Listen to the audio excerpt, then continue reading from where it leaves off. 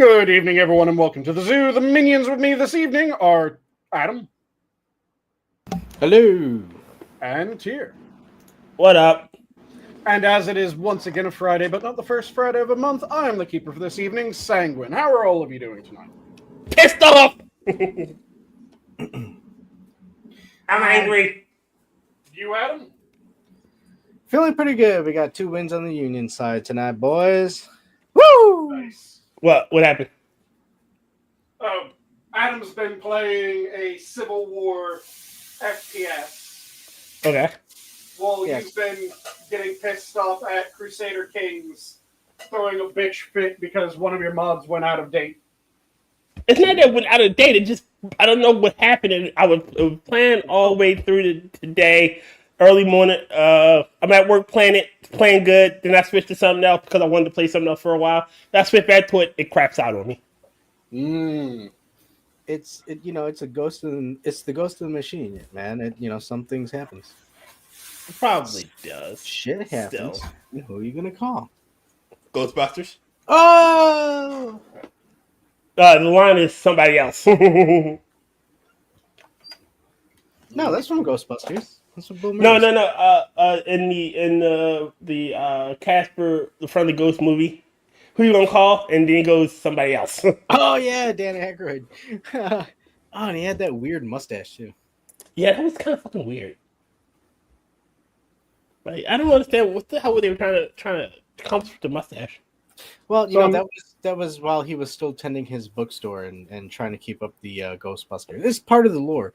Hey, Sanguine, what are you cooking? You steaming I something. was just about to say, I'm trying to decide what I want to have in one portion of my dinner tonight, because I'm going to be doing a corn cream soup with a roast chicken hind quarter, and it's going to be a charred corn cream soup. So I've charred up half the corn that I'm throwing in it, decided I'm going to throw another bit of corn in it, so I'm charring up more corn as we speak, and sauteed up some onion for some additional flavor, some nice chicken stock, and I'm trying to decide, do I want bacon in it? Bacon is the duct tape of food. You always want bacon. Because I can throw bacon in it, and then have a bacon charred corn cream soup and a roast chicken hind quarter, which sounds really fucking good right now. Bacon is the duct tape of food. What's a chicken hind quarter? Chicken hind quarter, it's thigh and leg. Oh, okay. Yeah, you have hind quarters, which are thigh and leg, and fore quarters, which are breast and wing. Oh, fore and aft. Yep. Oh, okay. So Fore and ass. Wait, no, not Lord. fore and ass. Fore and ass. yes. I mean, wait. Slightly different. But yeah, there's hind quarters and fore quarters. You do the same with any sort of animal. So a hind quarter of cow would be the back quarter. So you split the cow in half from tip to tail, and then you section it in half so that you have the front half and the back half. And that's the back half of that. When you split it in the quarters, either back half is a hind quart, either front half is a fore quart.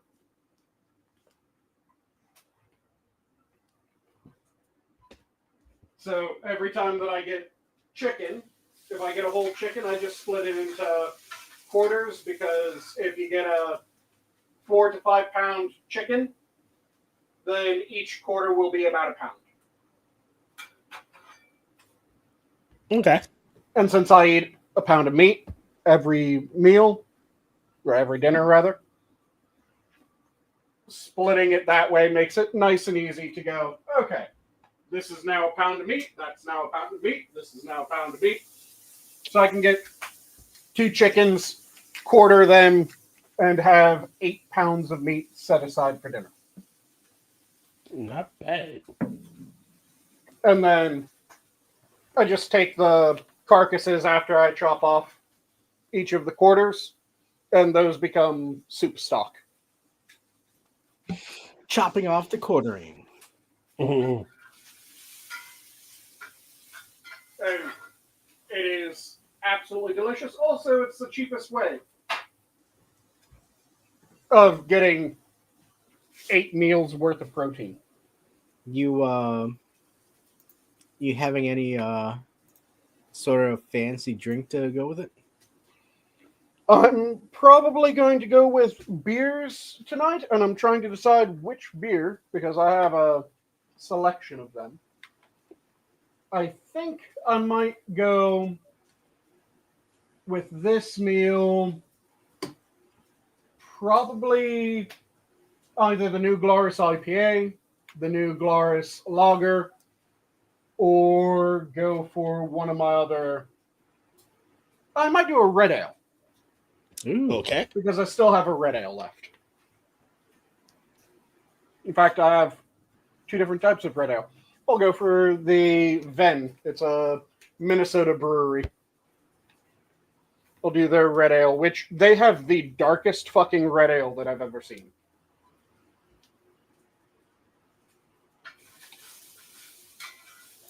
Yeah. It's pretty good ale. Yeah, Oh yeah, I Don't love usually- red ales. You guys have had red ales before, right? Nope. Yeah. So, a red ale, when it's done properly, is kind of the half point between a lager and a stout. So, it ends up coming out typically this kind of almost ruby reddish color, Mhm. but this one is a rather dark red ale, so it comes a little bit browner than a standard red ale. But it's a very malty beer, just like a stout would be, but it is nowhere near as heavy. So if you like stouts, you like Guinnesses and shit like that, and you wish that you could have that sort of flavor without that weight, because a lot of people say that it's like drinking bread, it just kind of sits in your belly for a bit, Mhm. go for a red ale. Red ales don't have the same weight to them. So you get that sweet maltiness, you get a little bit of the hop bitter, but not. It shouldn't be really hop bitter. I've had a few American reds that go bitter as hell, and it's just craft beer's obsession with cramming as many different varietals of hops into them as they can.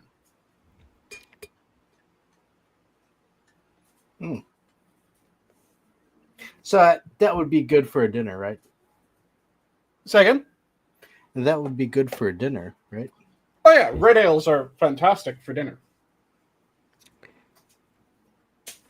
Have them with meat or chicken, or so you can have it with either red or white meat. It goes fairly well either way. It can stand up, but a lot of red ales also have flavors that kind of come out more if you aren't eating something that's also heavily flavored. Mhm. So it's strong enough to stand up to heavy meals, but if you're eating a light meal and you're drinking a red ale, you can appreciate some additional notes. I'm not a beer connoisseur. I rarely drink it. I rarely drink alcohol. That's good. Oh, I love beers. Of course, you're a dwarf. Yep. Love beers, love me whiskeys, love me rums. Yeah. I myself prefer a good heroin, Yep, it did update. Are you Fucking talking the muscular ones that run about, or are you talking the injectable sort? Why not both?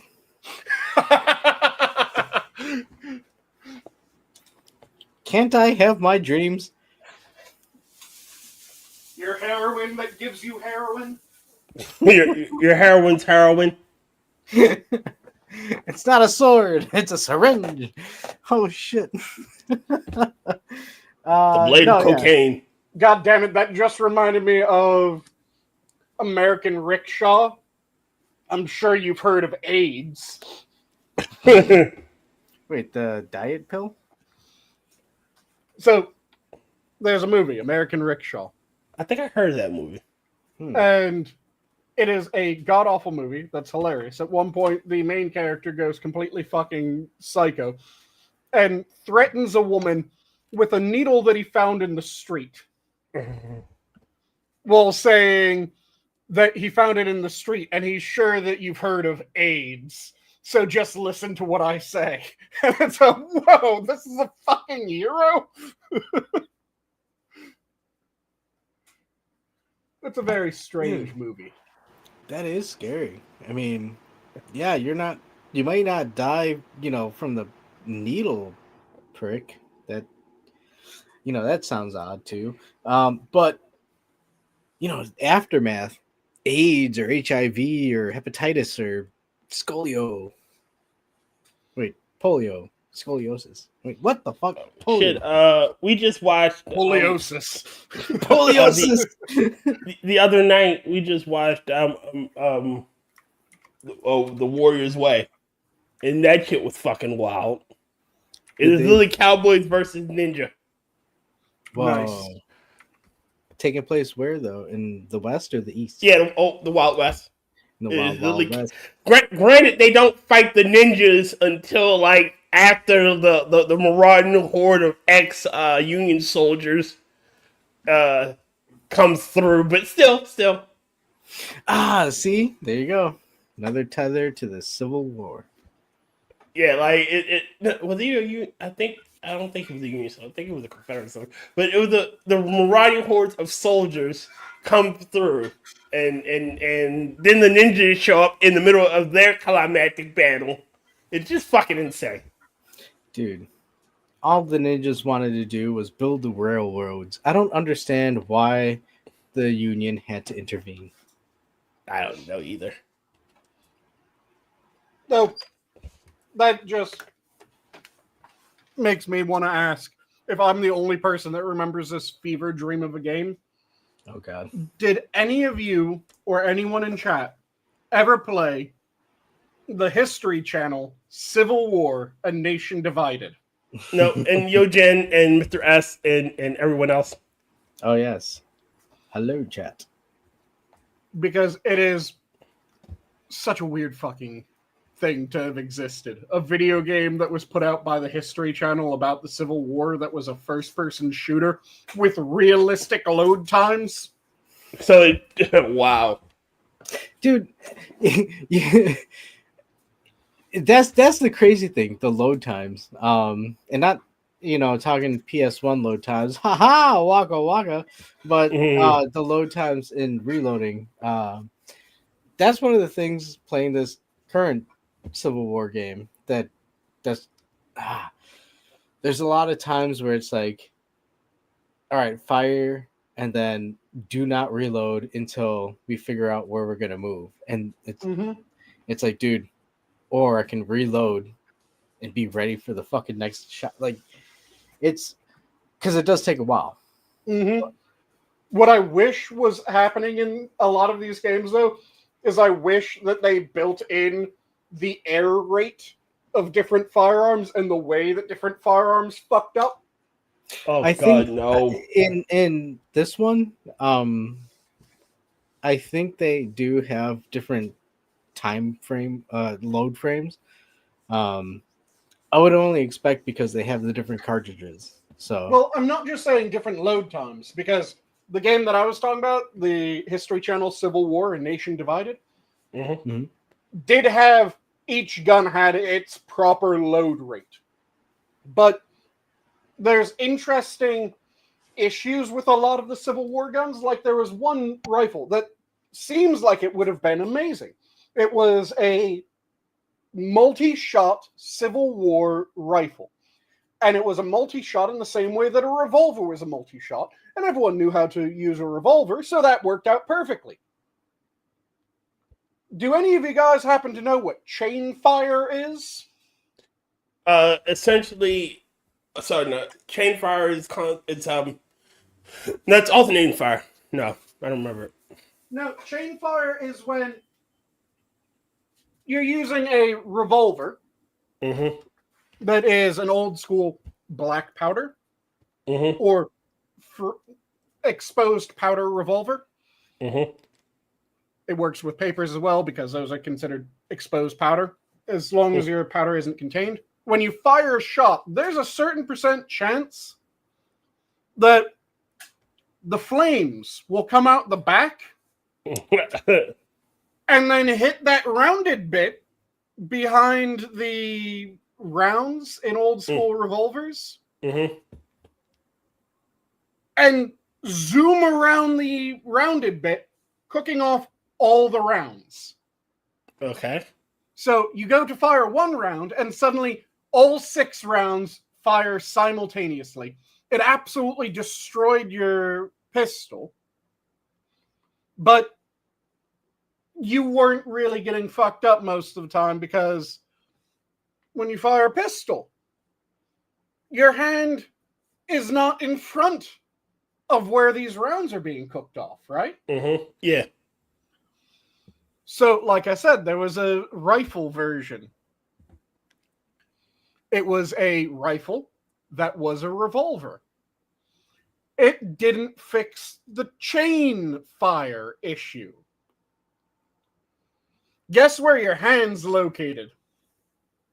Right by the So you barrel. have one hand that's located behind where the cylinder is, Mm-hmm. but then you brace your weapon On with your your shoulder. other hand Oh, fuck. in front of the cylinder. Oof. So when the rifle worked appropriately, it was fantastic. You could fire 6 shots, I think it was, but it might have been an 8-shot cylinder. I think it was 6 though. So you could fire 6 shots without having to reload. That's amazing at a time when most people, every time that they fired, they then had like a minute before they were able to fire again. But it really sucked when you fired off your first shot and now you're missing your left hand. Mm-hmm. And yes, I want Civil War Tarkov. Civil War Tarkov. I'd rather have Total War, Civil War.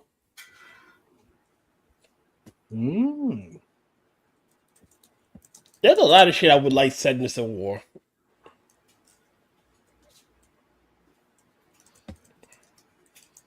It is an interesting time to have a lot of different sorts of games and fiction take place. Mm-hmm.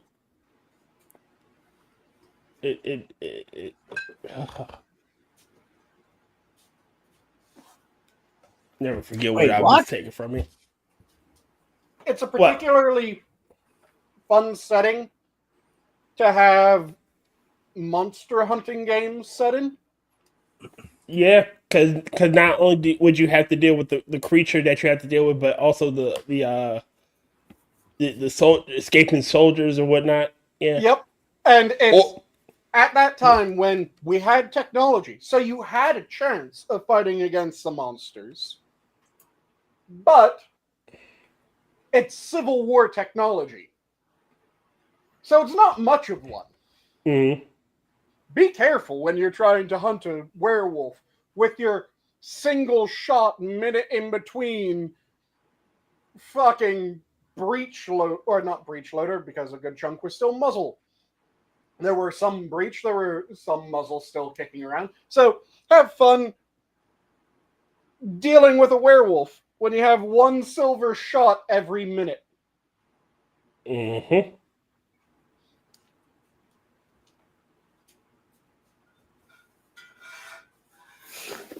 Yeah. Wait. I'm sorry. Blanked out. No, I had to step away for a bit. Yeah.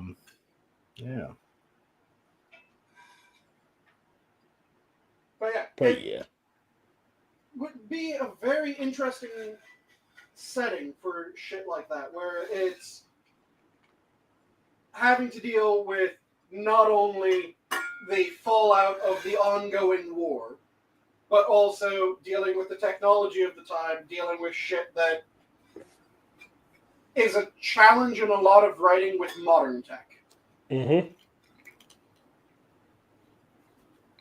Because suddenly the fights, you have to think out a fuck ton more.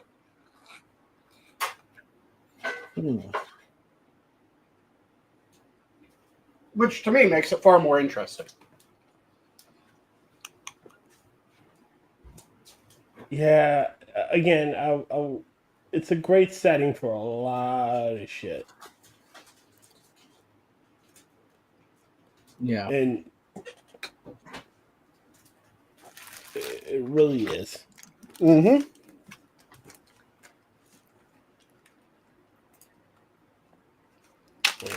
Yep, that's the game, Raymond Lewis.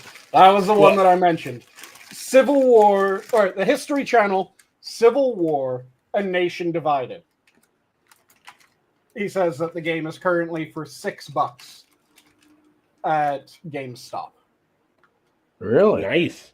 Oh, sorry, $7 at GameStop because it's shit. I would have bought it. Man. $6.99. It's that extra $1 that really breaks the bank account, right? It does. That dollar, man. It's trying times, sir. That dollar, I was all for it. Then he said 7. Oh. Yep. Plus Dude, tax. Oh, don't even fucking tax. No. Hold on. You know what? That's $1 between getting a fancy video game from GameStop and then getting my daughter chicken McNuggets. Yeah. That $8 could have been used as something. Oh, God damn it. Man. And I really wanted that game too. Shit. I really wanted that game too. Damn it. Jesus. But yeah, like I said, that game was hilarious. I wish it had the, oh shit, your gun malfunctioned, you die. Gun malfunctions, death. Do you know how fucking funny that would have been? Apparently not. Tell me more about it. It would have been absolutely goddamn hilarious. Picking up the fucking revolver rifle and then going out to take out 6 people. I kill the first 2, third shot, my gun fucking explodes, taking off my hand. Oh, Lord. Suddenly I'm no longer able to use rifles. And even after I win, the end screen is your character fucking died. Your character died of sepsis and gangrene and shit. Yep. Of gangrene. Yeah, you died because the saw that they used to cut off your fucking leg wasn't clean. Yeah. Mm-hmm. Which was actually the reason why the South had a better track record of keeping soldiers alive after injury, because the South was using boiled horsehair. Dude, like I said, even it echoes through history. I was telling Sanguine, I was playing this Civil War game, and we were all, told to form into a line. Okay. And we were watching, and at the opposite end of this other field, there's another fence. We were at a fence, and then there was a fence at the other end of the field, and that's where the Confederates were. And all of a sudden, you just see, like, it's clear, and all of a sudden, it's like a fucking clean ass volley. Mm-hmm. And then I'm looking around, and I'm seeing these dudes next to me getting fucking shot down. And I'm like, dude, what the fuck? And then, they're reloading and all that. And then because the flag guy wasn't dead, people can spawn on him. So we got all these new spawns, and we all formed up on a line, and our commander is just like, yeah, just shoot into it. So we have a bunch of fucking idiots aiming at where the cloud was, and fucking just we're doing nothing. Next thing you know, fucking everybody's dead. Mm-hmm. The fucking South. I don't know if it's just because it's the flag, or I don't know what the fuck is going on, but they are disciplined as shit. That did cause a lot of death. Yeah. You suddenly understand the psychological impact of that shit. Well, what the crazy thing is, when you take a step back and it's like, oh, okay, yeah, they were good shots and they were doing, they were very disciplined because they had good commanders. I won't even get into that playing the game again. That the game was just being a game, but in terms of the history bit, a lot of the Union commanders were older and reluctant to engage. But the other thing was they didn't care. We had shit tons of people. Let's just keep throwing them at him. That's why they call Grant the Butcher. Fucking shit. He's just gonna throw fucking soldiers at the line. And I'm fucking playing this game, and I'm like, I understand why that sentiment was a sentiment, because it was fucked. It's fucked. It doesn't matter. Just keep throwing people. I mean, isn't that it's the same thing with in Gallipoli and for Churchill? Just throw bodies at it. Yeah. Like a lot of warfare, at least a lot of modern warfare is overwhelming numbers versus tactics. Well, a lot of historical warfare was overwhelming numbers versus tactics. In the modern age, we've ended up with a lot more. No. It's discipline that wins the fucking war, not numbers. Well, all right. So I'm still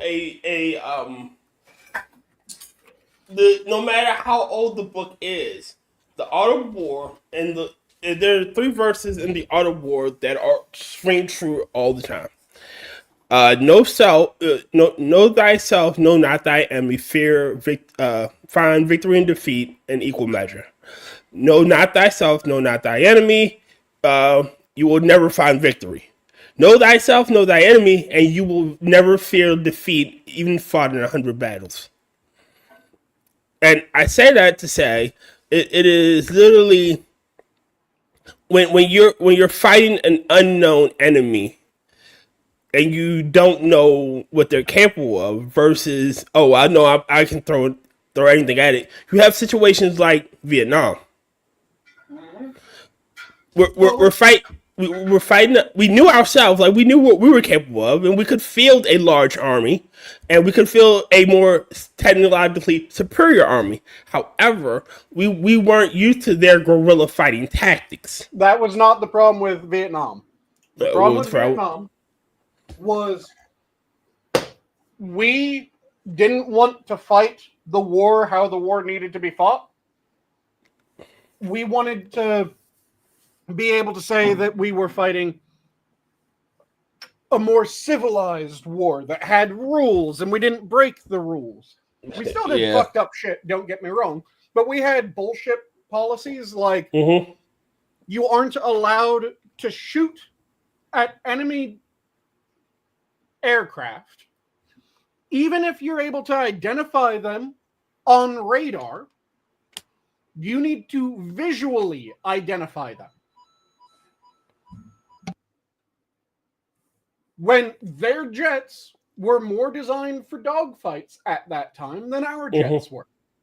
Because our jets, going into that war, went, hey, we have the ability to make long-range weapons, and we have really good radar, and we can use that really good radar and long-range weapons to be able to shoot the enemy out of the sky before we even fucking see them. And then some jackass in the government went, Well, no, you have to visually identify them.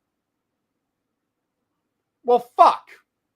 So, are you going to put on main cannons on aircraft again for fighting? No.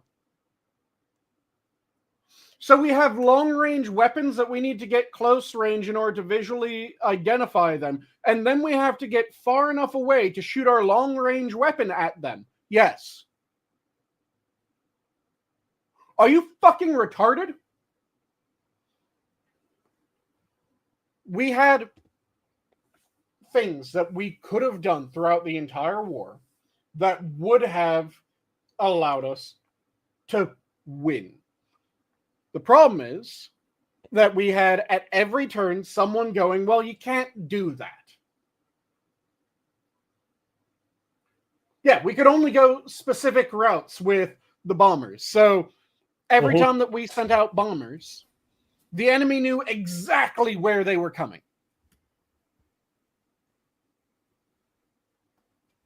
Pretty much every fucking thing about the war was controlled. And then we did have a lot of really fucked up shit happen in that war, because fucked up shit happens in every war. But a good chunk of the fucked up shit was because we were fighting the war in a dumb fucking way, because the politicians kept on saying that we had to fight the war in dumb fucking ways. We had to expand who was viable for military service. Okay. Turns out when you empty prisons in order to field units, fucked up shit tends to happen where the prisoners were. Who would have guessed that if you put a rapist in a military unit, that military unit's going to be guilty of a fuck ton more rapes? Ouch. Who would have thought when you put a murderer in a military unit, not only does that unit have more of your own men dying, but that unit also has, on the record, someone or someone's going into villages and just slaughtering people.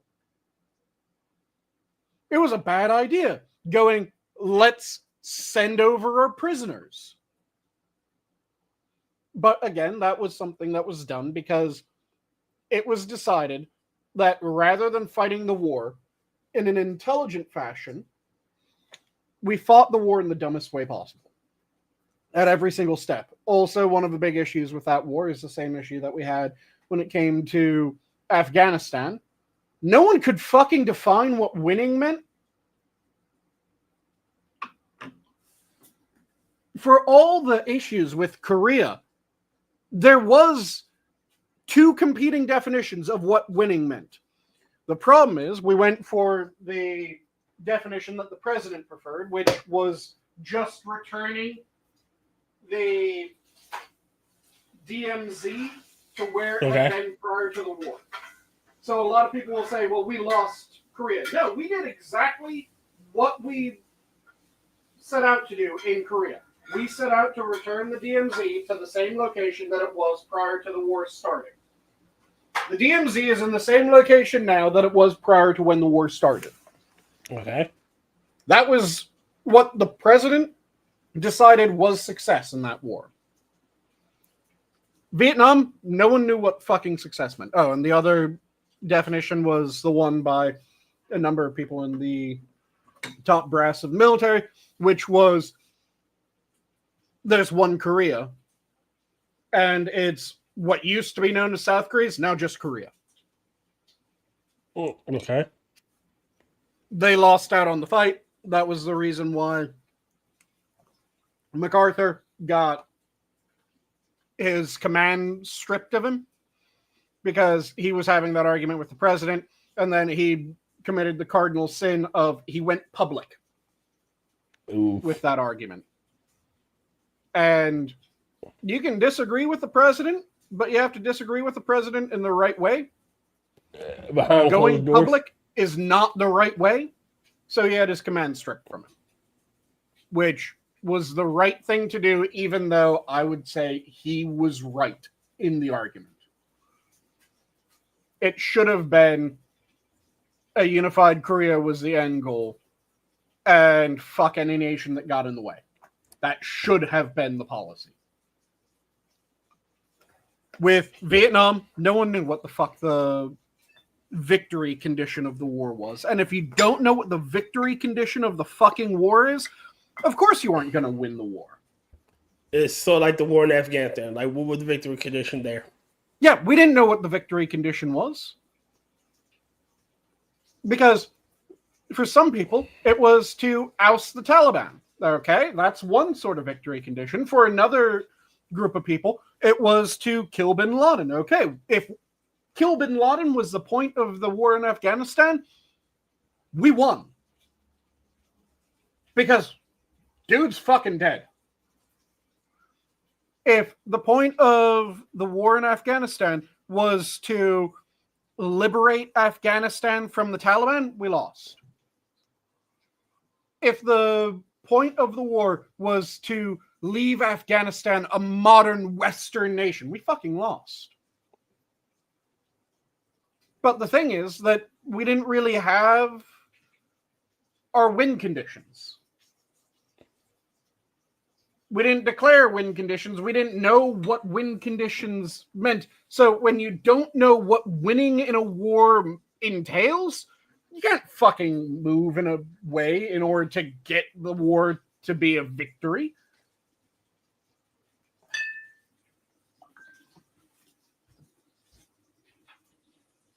And that's the problem that we've had with a shit ton of wars. We have a bunch of people who don't know what should be done in wars, dictating what is and isn't allowed. To my mind, when it comes to wars, the only way for war to be more moral is the shortest, most final end of a war is the most moral end of a war. Okay. Would that be an oxymoron? A moral war? I wouldn't say it's an oxymoron. I'd say it's very hard. Because I mean, if someone's trying to invade you and you're defending yourself, I'm not going to say that that's an immoral war. but again, hold on. But if you were moral, not the name moral, I don't know why I said it like that, but if you're immoral, you wouldn't cause war. yeah, So but that if you're would not invaded, that isn't you causing a war, that's someone invading you. No, that's what I mean. Like the person invading, if they adhere to the same principle, they wouldn't invade. Yeah, they don't. Yeah, they don't. So it's not a matter of moral. So I don't view defining a war as moral from that perspective. I view defining a war as moral from the side that has a chance of being moral. Mm-hmm. So, yeah. So when Hitler decided that he was going to invade Poland, there was absolutely no chance for Hitler to have that be a moral war. Poland fighting against Hitler, absolutely all the chance in the world.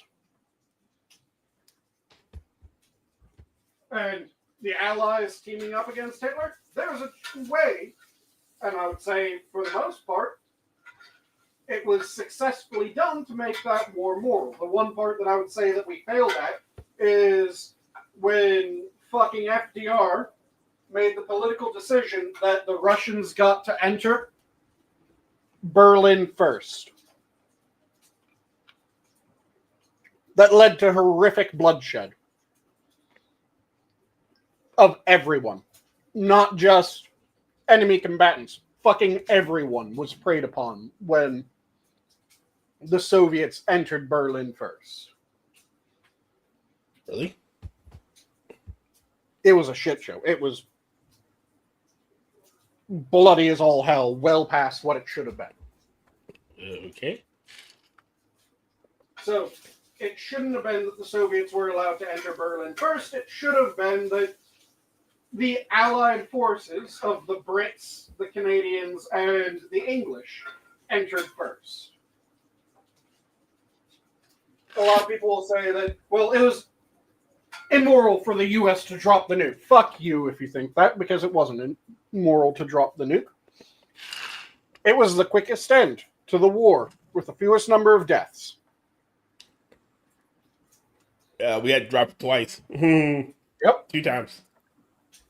We dropped it twice, and we saved millions of lives by dropping the bomb twice. So, again, to my mind, in order for you to even begin to claim that you fought a war morally, you have to make the war as short as it can possibly be with the fewest number of casualties and the most final conclusion. Those are the 3 conditions to even have a chance of saying that you fought it morally.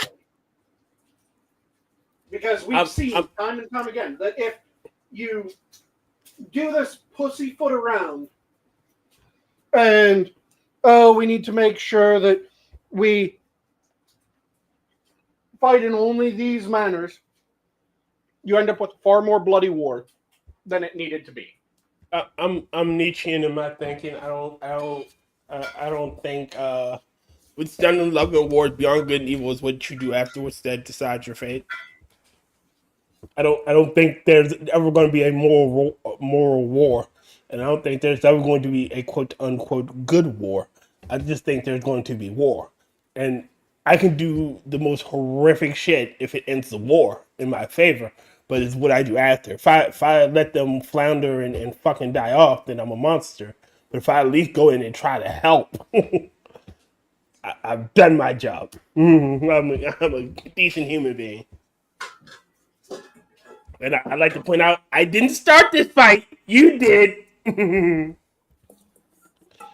But yeah, those are the conditions that need to be met in order to even begin to consider whether or not you or someone else was fighting a moral war. All right. I was checking my email and I noticed this movie, right? It said G20, and it had a picture of Viola Davis. And I'm going to read the premise and just tell me if this sounds like fucking wish fulfillment. All right. U.S. President Danielle Sutton must defend her family, fellow leaders, and the world when the G20 summit in Cape Town, South Africa, is taken over by terrorists. This shit's fucking wish fulfillment. I'm tired of these epic girl bosses. See, I'm not willing to dismiss a movie just because it has a female lead, because you can have a really good story. Not modern day. I'd push back on that, and I would say that it is possible, it's just not being done. And that's the issue. It isn't that... All right, okay. I got one better for you. I'm looking at the director right now, and I mind you, I'm on Wikipedia. Now, I look over to the other tab, and it says, in the media, women's activism. Yeah, it's unlikely that they're going to do a good job. Like I said, to me, it's not that, well, there's a character of X demographic as the lead. For me, it's, okay, is it done well? Because you can have a... Actually, let me take a step back. It goes for... I've talked about this before. You know my distinction between a blank character and a character that happens to be blank? Yes. When they're a blank character is a character whose whole personality is based around the fact that they are blank, while a blank character that happens to be blank is a character that you can give other personality traits to, and they just happen to be blank, and it doesn't really come up unless it's relevant to the story. And you were going to bring up the one of the books where you had like the Marquis who happens to be gay. Yeah, there's that character. There's a bunch of characters that are really good examples, because Ripley happens to be a woman. Ripley isn't just a woman, and every time that she's on screen, everyone's going, she's a woman, you know? Did you know that she's a woman? She's a very strong, powerful woman. She is a girl boss. Emphasis on girl. Did you know that she's an independent woman? Did you know that she's a strong woman? Well, not even that. You gotta remember the thing that I say about Ripley that I don't say about the modern girl bosses. Ripley, everything Ripley did was in line with being a female, from my understanding. When she got in that power loader to fight the alien queen to protect a child who was like a surrogate daughter to her, she was doing something she knew she could die from, but still she did it, and she did it willingly. She didn't have to be coerced into doing it. She saw that a child that she viewed as her surrogate daughter needed her, and she saw the power loader, and she's like, okay, I guess I'm doing this. Mm-hmm. And then she didn't put down the men around her. So they didn't put down the men around her to elevate her. Like the only person they really got put down was the smarmy prick company man, but he was designed to be a smarmy prick. Mm-hmm. You know, you weren't supposed to like him. So again, that made sense. She was a good character that happened to be female. Shit, I'm going to give you one better. I'm going to say Trinity from the Matrix and Niobe from the Matrix. The first three Matrix films. Mm-hmm. They were female characters, and they were good female characters because they didn't put down the men around them to elevate them. They were just as powerful and just as important. Old school Tomb Raider. Old school Tomb Raider, Lara Croft, yeah. Yep. Lara didn't Croft, put down the men. Her identifying feature was being a mm-hmm. Tomb Raider and being really fucking good at it. Not, well, she's a woman.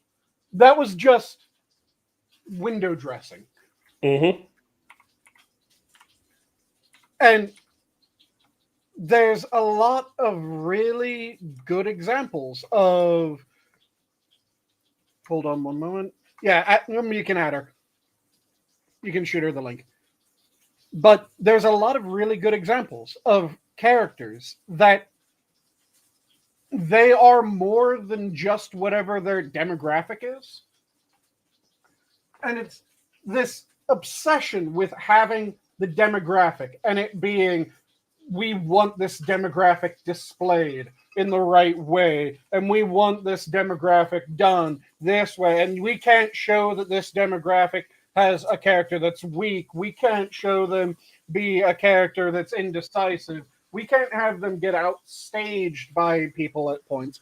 No, fuck that. A real character... Hey, how it goes. A real character has moments where they are on top of the world. A real character has moments where they're getting embarrassed left, right, and center. A real character has to develop. They don't just come out and, my God, they're amazing at everything. What's this? Superman is a perfect example of a god level character who is a great character. Sorry. What? I don't like Superman specifically for the reason you're about to argue with me about. I'm just saying he's an amazing character because he's a god level being who has to hold back. He cannot truly express his power, and he knows the world of cardboard speech. And it's amazing to see him, I could kill you. I could. Like, if I went all out, I'd destroy you. But I don't.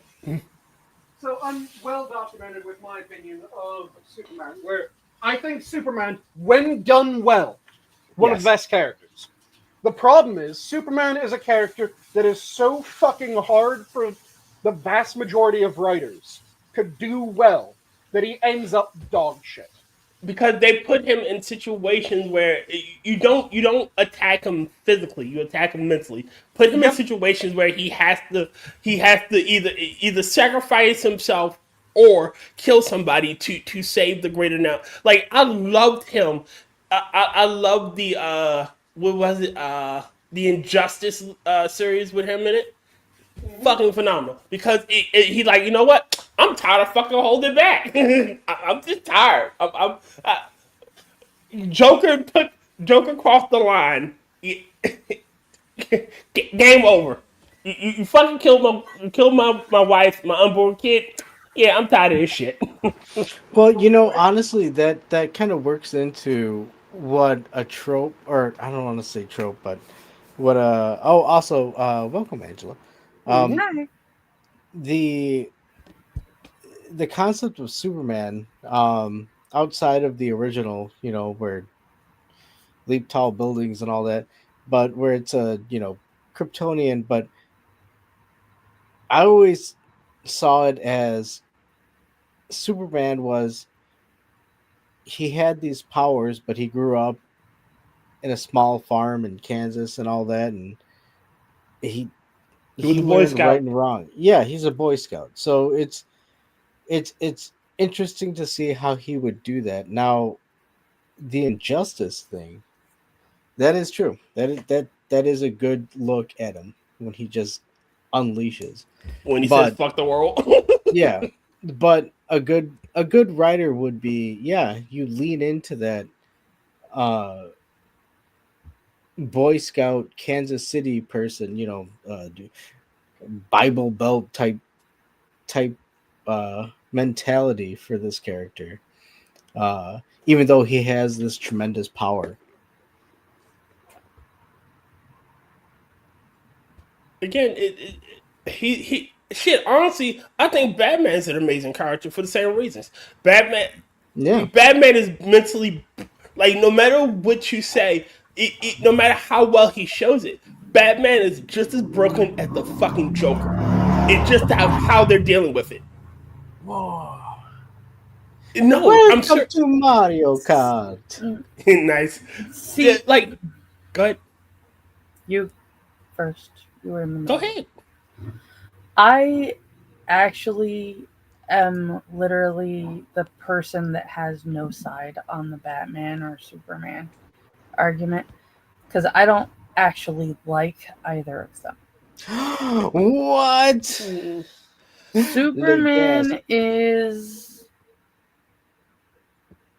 in my opinion, Superman is not a hero because Superman does not have, until you bring in other people, Superman does not have any like weakness. He's going into a battle. Yeah, he does. He he's going into a battle. He knows he has 90% chance of winning. But that still That doesn't stop him from being a hero. Okay. I don't view it as a hero if you know you're gonna win. Batman is a whiny bitch. No, I never.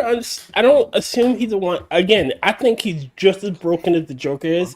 It's just how they're choosing to deal with their brokenness. Joker's fucking insane, and Batman's obsessed. Hold on, Angela. So you joined the show to cause disruption. I don't know, No, Robin. What's I going on? Where's the So- bomb here that we might? I did not join the show to cause a disruption. You I dropped didn't the even bomb realize on we me. were talking about Batman and Superman. You want honesty? I figured y'all were probably talking about that crap fest that is Snow White. Oh, we can. Yeah, We- we can talk about I'm anything, ignoring that but one. I before- would so rather not. Why not? Before we go to the switch conversation, there is one thing that I want to say because I would agree to a certain degree with what you were saying, Angela. To me, Superman, when he is dealt with improperly, he is a force of nature. He isn't a hero. Yes, I will agree to that. The guy But- is. The problem is that it is that people are dealing with him improperly rather than it's a flaw with the character himself, to my mind. Because it is people who are trying to challenge him in the wrong way. The way that you challenge him is the way that the 90s cartoons did a really good job of this. There's an episode that I bring up every fucking time that we talk about this because it's a really good example of Superman done right. Hold on, is it the animated, like the Warner Brothers Superman? Superman the animated series. Yes, around like the Batman stuff, right? Yep. Yep. So okay, continue. There's an episode, The Late Mr. Kent, where he dies and he has to deal with where he gets sent to the future. Nope. Let me quickly double check that I'm not mistaking the episode because I think it's The Late Mr. Kent. Double checking because this one, if it's the one that I'm thinking of. Yep. Okay. So it is The Late Mr. Kent. I was thinking the right episode where Clark sets out at the beginning of the episode because he wants to give Clark a win. Not Superman a win. He wants Clark Kent to win. And he knows that an innocent man is about to be executed because he was able to overhear due to his super senses. And he knew that this man had been framed, so he starts finding all of the evidence that the man was framed and who actually committed the crime. So most of the episode is him going around finding the evidence, and it's him doing so without using his superpowers. It's just him going around as an investigative journalist. And as the episode goes on, the person who actually committed the crime realizes that he's investigating it, realizes that he's getting close, so he plans out how to kill Clark Kent. Because he kills him, then his crime goes away scot-free. He just needs to make it look like an accident. So he can't blow up his car, he can't shoot him, he can't stab him, he has to do something more secretive. So what he decides to do is there's this winding road that Clark will have to travel down. And he sets up to make it look like it was just a standard accident. Clark goes off the road and into the water, dies. Clark, being fucking Superman, of course, survives this shit. But he realizes that someone just tried to kill him. He swims away under the water, making sure not to surface close enough, because if he surfaces too close, then the guy's just going to try to kill him again, or is going to realize something really fucking fishy is happening. So he then realizes that if he comes forward with the evidence, the guy who just killed him is going to realize that something fishy is happening and might realize who Clark Kent is. So, what does he do? If he comes forward, he could blow his cover. He could put everyone that he loves in danger because he has a bunch of villains. But if he doesn't come forward, an innocent man's going to die. And he'll have to pretend to be dead, making all of his friends, family, and everyone like that he's not able to get in touch with after resurfacing under another name will be in pain for losing him. So what does he do in order to decide how to handle this situation? He goes to the most moral, or he calls the most moral person or people that he knows. So he's a superhero. He knows Batman. He knows the Green Lantern. He knows all these amazing heroes. His parents. He calls his parents because they are more moral than anyone else that he knows. They're the people that raised him to know what is right, what is wrong. And his parents, they don't chastise him. They don't just go, come on. Answer's fucking obvious. Instead, they do what they have been doing throughout his entire life. And they explain that he already knows what the right answer is. And this whole, well, if he comes forward, then it isn't a win for Clark Kent's bullshit, because he's Clark. He isn't Superman. He's Clark Kent. He's always been their son. Everything that he does when he's Superman is Clark Kent's win. So he comes forward, he gives the evidence, and exposes that he didn't die. The innocent man is released from prison. The man who actually committed the crime is sentenced to execution. And then, as kind of a funny little note to my mind, the man who is now found guilty of the crime is led into the gas chamber, and as the gas chamber's being sent live, he has been just thinking through, how the fuck did Clark Kent survive this shit? And right before he dies, he has this moment of, oh, son of a bitch. Oh, wow. Which is funny as hell to me. He finally gets it, and like he can't say shit because he's fucking dead. Yep. And that is Superman done right. It isn't Superman, well, how will you get through my unbreakable armor, Superman? It's not like you can punch hard enough to break it. Yeah, that's bullshit. That doesn't work, because Superman will always be able to punch hard enough. The way that you get Superman is you get him through mental and moral attacks. Mm-hmm. You put him in a position where two of his virtues are directly opposed. That's the reason why Superman's villain, his iconic villain, is Lex Luthor. It isn't someone who's able to stress him physically. It isn't someone who's able to challenge him in that manner. No, it's someone who's just brilliant. And who's used to fucking with people really well. So he knows how to fuck with people. He knows how to twist people. And that's why he's Superman's primary villain. Because he can see the sort of man Superman is, and he can twist that knife every time. And play him like a harp from fucking hell. That's where Superman's well written.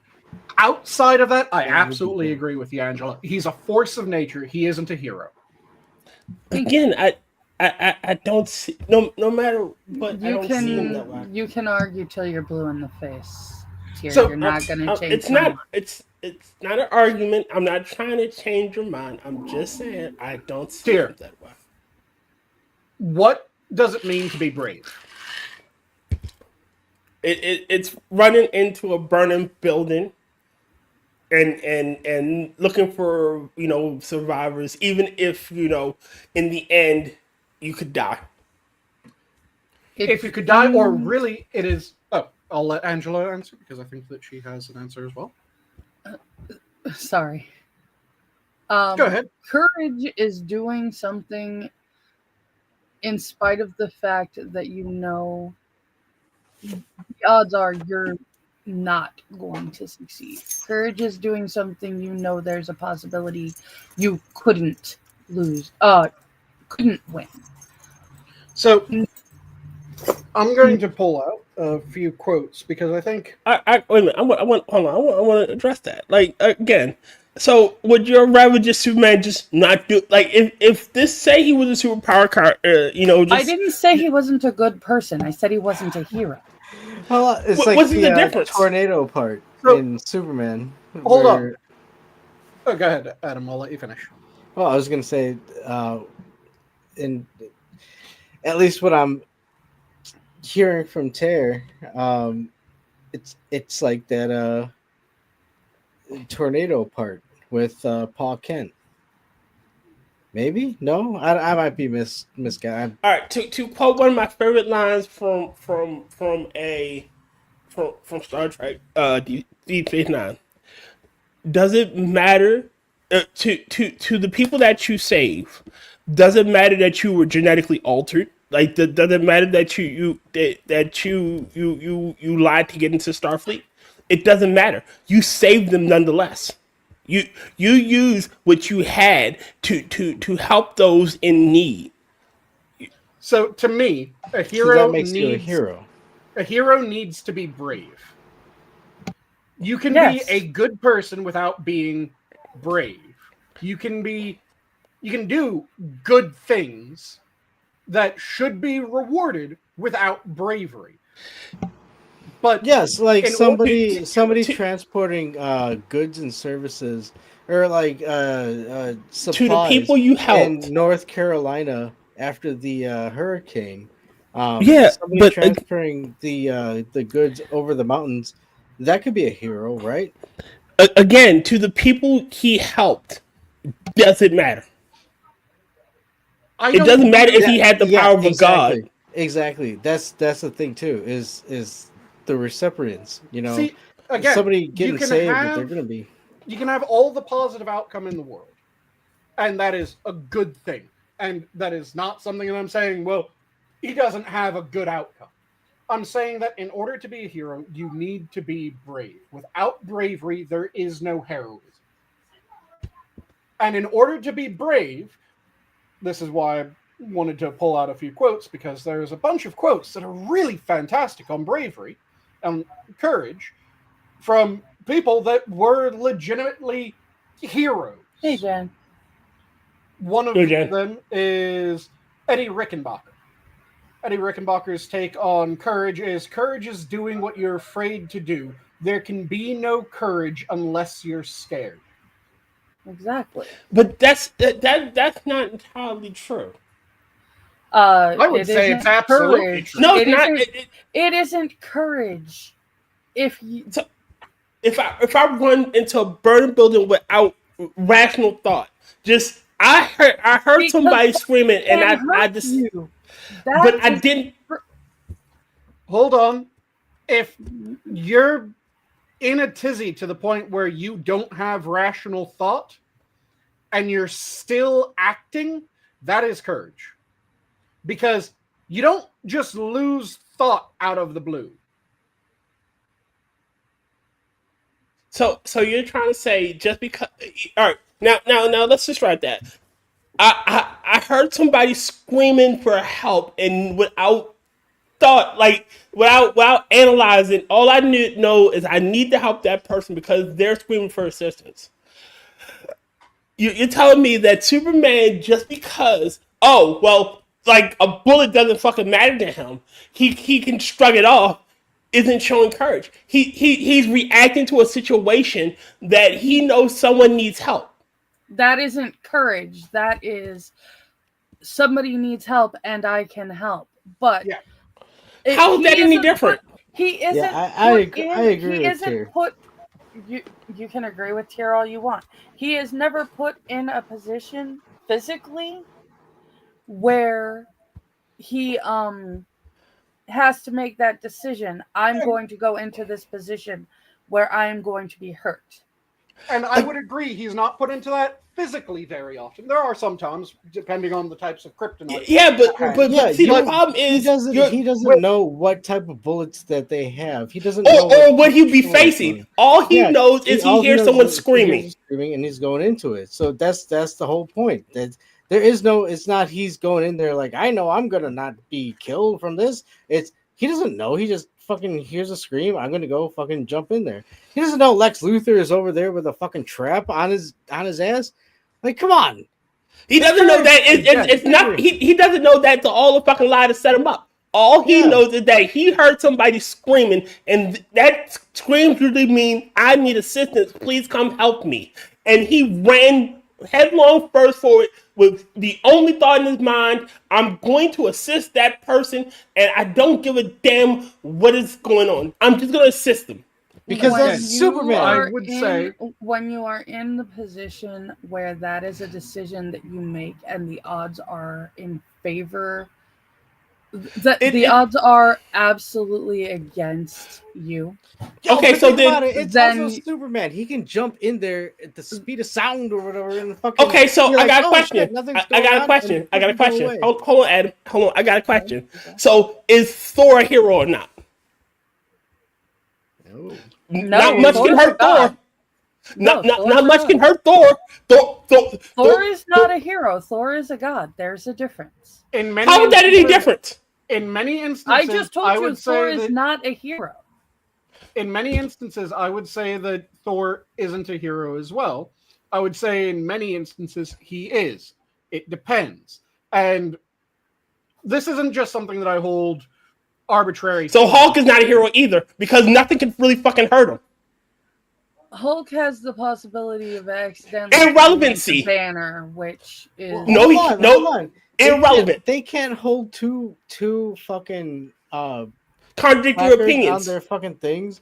No, Like, it's not they- contradictory. They can't be indestructible or unharmed and also be a hero. Like, I don't understand why If like there how so- is so- Thor not a hero just because he's indestructible? Like, Because- And how is I Superman not a gave- hero? there's a Because he's difference. exactly like Thor. He's I exactly gave like you- Hulk. I said gave How you is Shazam my not a hero? definition. I gave you my definition of what is required for heroism. Heroism requires bravery. How is If- not acting selflessly to help somebody he heard Because screaming, not bravery bravery? requires fear. No, it doesn't. Yes, it does. No, it doesn't. Yes, it does. absolutely does. It does not. I don't have. Look again. I wasn't when I I am went not into to being help that brave person. when I help push a car up a hill. Yeah, but I'm being brave I'm when I'm not running being- headlong to help somebody needing help. Someone that's screaming No. bloody murder because the building's In on case fire. of someone needing help because their car's stuck on it, I'm talking about they're and in a not burning able to building. move, which you're then thinking of a situation that involves fear. wow. No, you just Okay. pretty much just Bravery, No, courageous behavior or character. Courage, the ability to do something that frightens one. Again, the heroism is still there, and he's still a hero. Again, I bring up the point of No. it doesn't matter to you good what he deed is did. still He there. was, the fact that and he was a hero to the person that he saved. He was a hero to the good- person that almost died because The good that deed if he didn't jump is in and still save there. them, he's still a hero. The good Thor's still a deed hero, is and Hulk is still still a there. hero. The good Well, deed is still there. hold The on, hold on, difference hold on, is hold on, hold on, Hero hold on. versus Hold good. hold the fuck on. Let's take a breath Okay. and just realize that one, we are talking about comic book characters. And then if you Yes. want to inject the idea that if bravery then has to subside courageous, and that includes that episode of fear needs to be in it, you don't know that because the writers aren't telling you that they have any fear. Because honestly, a courageous person wouldn't fucking talk about their fears because they're brave. They're gonna Nope. fucking do that So- shit. They're not gonna A- sit there and say, I'm afraid of shit, therefore I'm gonna do this. They're gonna fucking do it. What you're and not speaking have any of to the fucking is the same thing that both Robert Louis Stevenson, keep your fears to yourself, but share your courage with others. And where's the other? Oh, Miyamoto Musashi. To hold it together when everyone would understand if you fell apart. That is true strength. Those are both quotes about hiding that you're scared. Oh, All right, okay, also okay, Harold okay. Wilson, courage is the art of being the only person who knows you're And scared to death. Where's the fault in that? Oh, I'm not saying there's Nobody fault. said I'm saying there's any that fault. Nobody even said that. I'm saying that Ma- No, if you that's why are we're saying no. That's afraid- why we are saying that you do not see these characters showing fear. Again, I did not say that a display of fear is necessary. I said that fear is necessary. Hold on. There's a lot of That's- heroes. Wait that are a minute. silent Wait heroes. a minute. Actually, I looked up hold, the actual definitions of the words, Rod. hold on. That's why I bring up Thor and the Hulk when in this conversation. They are technically invulnerable. There is not much that can fucking hurt them. Either one of them, not much. And again, Yeah, and my that's answer Just like why Thor. that, Hold on. Just like Superman. And you would say, oh, there's a possibility that he could turn into Banner. That's fucking rare, especially when Hulk's pissed off. It is rare. Tier, And that stop is the- filibustering and let us respond when you bring up something, okay? Okay. That all right. is the one. The Mama only Bear, state- exactly. You're not listening. That is the only situation where I would consider Hulk a hero, is if he did accidentally. You just changed the. You just moved the goalposts. No, hold on. No, I Tier, didn't. You haven't been listening to what our goalpost has been, so we haven't moved it.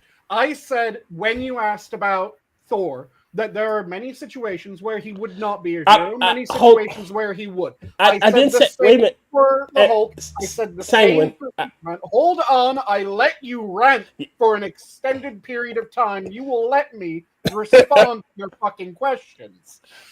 So, Okay. I said that there are situations that you could put all three in that they would be heroic. And I said that when it comes to Superman, that is going to predominantly be in the mental and moral challenges, because he will fear that he makes the wrong choice. Mhm. That is sufficient for him to be a hero. In the case of Thor, same thing. Thor does have fear. He doesn't have fear in certain things. He doesn't think that he's going to lose most fights. So when he enters the fight, entering the fight isn't him being heroic. But in the instances where he is unsure, where he is worried that he's going to do the wrong thing, and he does what he thinks is right anyways, that is him being heroic. In the case of the Hulk, so when he becomes the Hulk, that tends to be where, depending on which version of Hulk, because different Hulks have different levels of mental faculty. So if it is a Hulk that is too stupid to think, yeah, the Hulk that is too stupid to think is not a hero. He is not brave. Bruce Banner often is, because Bruce Banner is constantly scared that he's going to allow his control to slip at the wrong time, that he won't be able to regain control, but then he will find a situation where he is terrified that he's making the wrong choice, but he thinks that it is the right thing to do to allow the Hulk to take over. That is a moment of bravery from him. And Hulks that can think, they can have bravery. If they're afraid that they're going to lose someone that they care about, then is a moment of bravery. Okay, hold on. Can I interject just real quick? Because I love the Hulk. And you got to remember, his power is also that the angrier he gets, the stronger he gets. So, my best version of Hulk, and again, Sentry is part of this too. So, is World War Hulk and World War Hulk, where he took on everybody. It took it to the point where he was taking a step and it was cracking the earth itself. That is awesome fucking power. I don't know in terms it is awesome. I'm not going to deny it. That is fucking cool. I'm not going to talk in terms of superhero or anything, but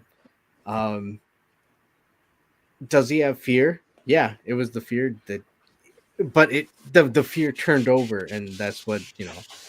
But yeah, going back to your conversation. Does it All right. Again, I bring up the fact that if you run into a burning building without thought, is it not heroic to the person you saved? Does it matter that you were afraid or not? It doesn't matter. You ran in. Heroism isn't judged from the Perspective person's of it's not judged from the observer. It's judged by the perspective of the person that's in the situation.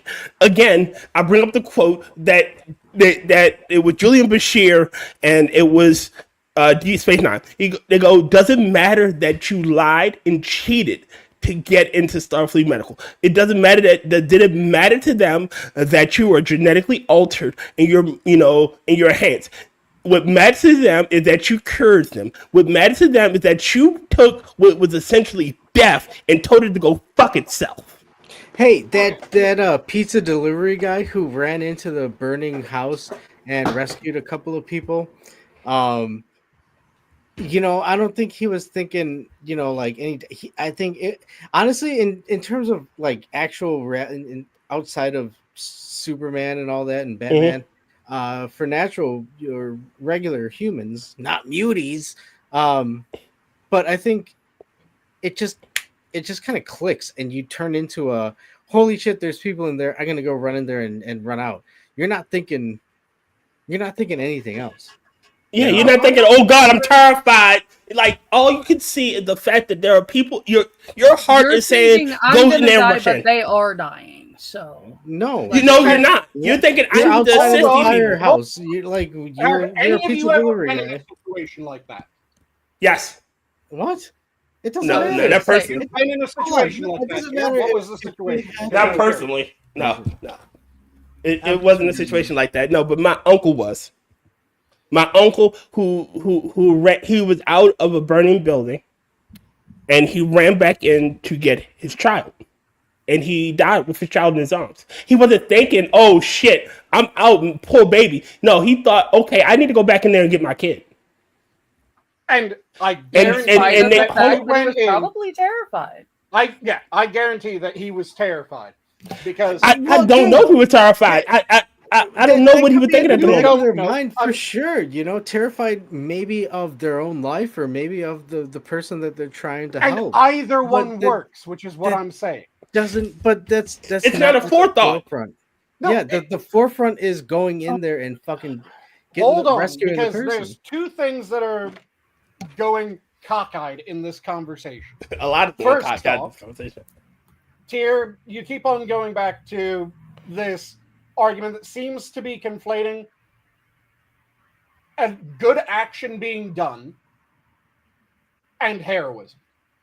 It's the same thing. Does it not? No, it isn't. It is. It's different. To the people you helped, to the people that helped by heroes, does it fucking matter? No, it's not. If you saved me, Sanguine, even if you had the power of a fucking god, to me you're a hero. You saved my life. Hell, shit, I'm gonna sing your praises to the end of time. He's a hero. So what the hell? Sing my praises, and you would be wrong to sing my praises as a hero. You would be right to say that I did something good, that I did something that is deserving of recognition.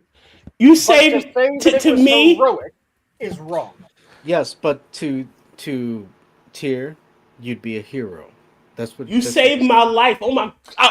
The fires were up to my neck, and I accepted my peace. I had made peace with my maker, but out of nowhere, the sky parted. The building was ripped in half, and here descended from the heavens an angel. He lifted me up and he put me down on the ground, safe and sound. He is a fucking hero.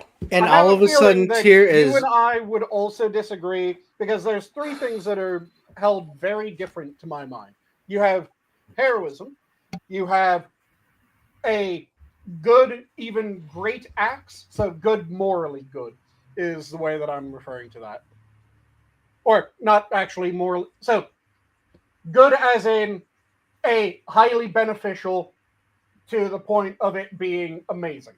Okay. That's what I mean by good. And then you have moral acts. And all three of those are different.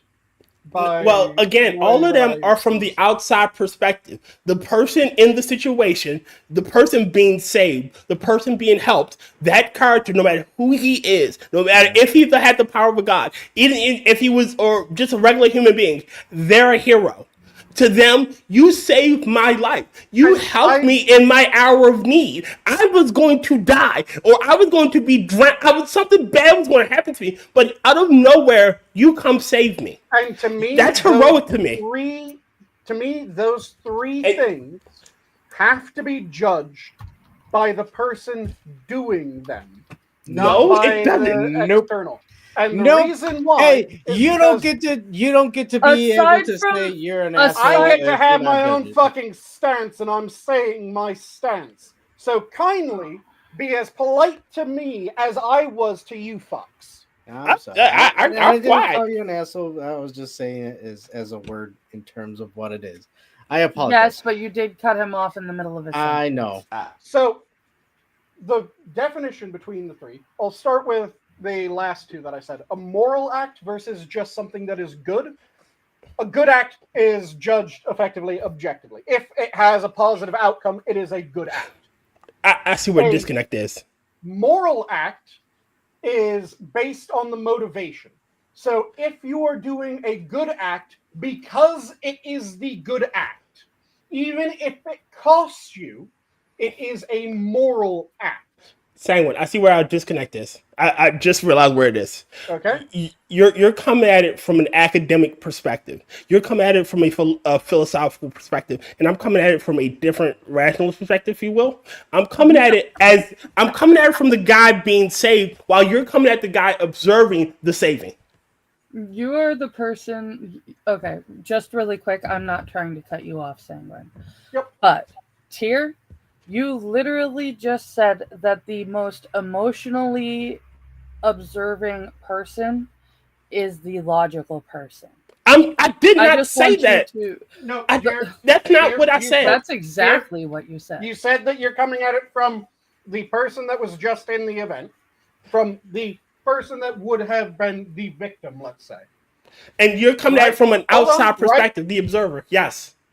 And then you said that you're coming at it from the more rationalist perspective. That's did you okay. Yes, I misspeak. Let me rephrase it. And you were coming at it from. We're coming at it. Okay, let me rephrase that, please. We're coming at it from two different angles. That's my point. We're looking at the same set of events from two different perspectives. You're looking at it from the outside observer, while I'm trying to look at it from the person who is in the act being saved. If the hero, even the hero doesn't think that he's a hero, he is still a hero to that person. Like I said, I think I'm a fucking monster some days from half the shit I know. I think I'm an asshole, but if is the subjective, because you're looking at it from the victim's subjective outlook. Effectively. Yes. So again, that is the most emotional and subjective outlook that can be used. Mine is not. Mine has conditions. These conditions can be met or cannot be met. It is a rational, if you want to phrase it that way. I would just say that it's a conditional. Where, in order for something to be moral, it has to be done for the right reason. If it is not done for the right reason, because I could save you, and you could think that that is amazing. I could have saved you so that no one suspects me for the triple homicide that I just committed. That is added context. That is an evil person. Holy shit! Are you fucking kidding me? That is. Why would you bring this shit up? Because that's an extreme. No, that's it's an. Adam, shush a minute. Adam, listen. No, that is retarded, dude. I'm sorry. He that's chose the most extreme situation, right, Adam, to indicate the point of what he's saying. What is a hyperbolic hypothetical? dude, all Tears said was, "Yo, the From person who was his- saved." No. All Tears said was the person who was saved from a firefighter in a fire. They're seeing the firefighter or any like civilian, like the pizza guy, as a hero. And you want to start? Why did you bring up Which this is all of a not- sudden? Like, "Ooh, well, Because there's a I am terrorist and there's a bomb." because I am illustrating the fucking defining argument that I am laying forward. That the way that I conceptualize moral versus good is just if the act is beneficial, and moral is whether or not the act was done for the right reason. So an act that is done for the wrong reason but is a good act is immoral. An act that was a good act that was done for no real thought to whether it was the right act or the wrong act, it was just done. That's non-moral. It is something that is outside morality. Okay, Morality now- does not play into Now, that how decision. and why did you construct this algorithm in terms of just the simple concept of, yes, heroism would be somebody jumps into a fucking burning building and saves somebody, and the person who gets saved says, "Yeah, you're my hero. You saved my Because life from the I fire can building." conceptualize Go ahead. heroism as needing courage, just like I conceptualize moral action as needing the consideration of morality. But that's not my argument, Sanguine. My argument, And that's Sanguine- what I was saying, that we're arguing at it from two different perspectives. And You have this subjective from the victim's standpoint definition. No, you're constructing different scenarios. Like, dude, like we're saying, hey, Because yeah, when you're dealing with a definition, you what's have to going be on. able to lay out what the fuck the definition means. Sanguine, all I'm saying, this is what I'm saying. From the perspective of someone you helped, you are a hero. You are heroic. You saved their life. You jumped in, and you're trying to give me this academic dissertation about how I'm saying that we're defining heroism differently. it's there's no okay. It's not a definitional thing. It is. Yes, it is. It That's is. what this entire fucking thing has been about. No, it's again. I call you a hero because you saved my life. You helped me in my hour of need, and you're saying, "Oh no, it's not. It doesn't matter if he was acting to hide a triple homicide. It doesn't matter. I don't know that information. I don't give two shits about that information. You saved my life. I could have died. You helped me. You're a hero, even if you did murder all them people. I don't give two shits about that in the moment. In the moment, you are my hero. Which It doesn't matter if you are a demigod. Going for an extremely subjective from the victim's perspective, which you also said you were. And I said that is not the perspective that I am using. So you going, yes, but this is the perspective that I use. And that's where our disconnect. Yes, which is what I fucking well Agree said. say preserving the friendship. Agree to disagree? Which is what I was trying to go for. Preserving the friendship. Agree to disagree? Element. I was explaining my perspective, and then I was going to say agree to disagree, and you guys kept on going, but we're using the highly subjective victim perspective, and I'm going, I understand that. Preserving the friendship. My perspective. Preserving the friendship. This is one of those friendships. Friendship works fine and dandy, but there's one condition that is needed, which is, do you guys understand that my perspective was different than your perspective? Yes, we do, and that's why we're preserving the friendship. Because for the longest time, you guys were trying to say mine was wrong because it wasn't yours. Mm-hmm. We'll just have to agree to disagree that, on the subject of heroism, heroism. Sorry, heroism. What the hell is my problem right now? We have different viewpoints, and it is what it is. Yes, and having different viewpoints, perfectly fine. But Mm-hmm. being able to understand why, I would say that, yeah, in certain situations, Superman isn't a hero for doing X action. And it sounds like Angela is kind of on the same thought process as I am. Would you agree with that, Angela? Yes. So when Angela says that she doesn't view him as a superhero in certain Thought we conditions, preserved our friendship. So we agree to disagree. I'm making sure that we're actually agreeing to disagree, and it's not going to be the next time that one of us says that, yeah, there's certain conditions where Superman isn't a hero. You guys aren't going to go, oh, but from this highly subjective victim perspective, he is.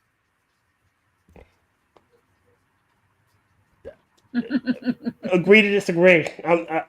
We're at an impasse, and it's just going to Rotten, devolve I into. wish I was there to hear you.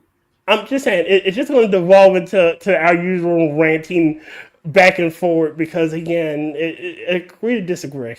Change subjects. Here, So how about those Knicks? the part that I was on about just now was making sure that we're agreeing to disagree, and that it isn't just something that's going to happen again the next time that we say, well, from our perspective, this character isn't always a hero. I had no intention of broaching this subject ever again because it had literally devolved into an argument between the four of us, and I'm not going to broach this subject. I know, smart man, don't broach certain subjects with you. Got it. Okay, that works. It doesn't mean that he won't bring it up with me at a later date, but No, oh God, Jesus Christ, Angela, you are in. Jesus Christ. Won't broach the subject with you either. awesome. I love that. But yeah, Jeez. when a character is well done, they're challenged in a way that is actually a challenge to the character.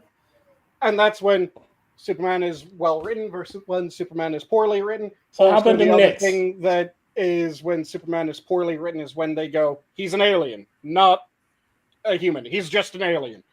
Because fuck that. No, he's a farm boy. Hey, Sanguine, did you see the new DLC for Stellaris?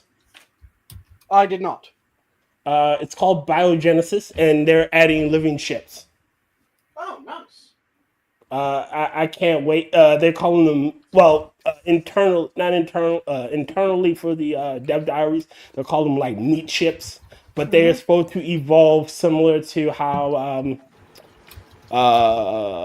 fauna, galactic fauna, are supposed to evolve. Galactic, fauna are supposed to evolve. What game is this? Stellaris. It's called Biogenesis.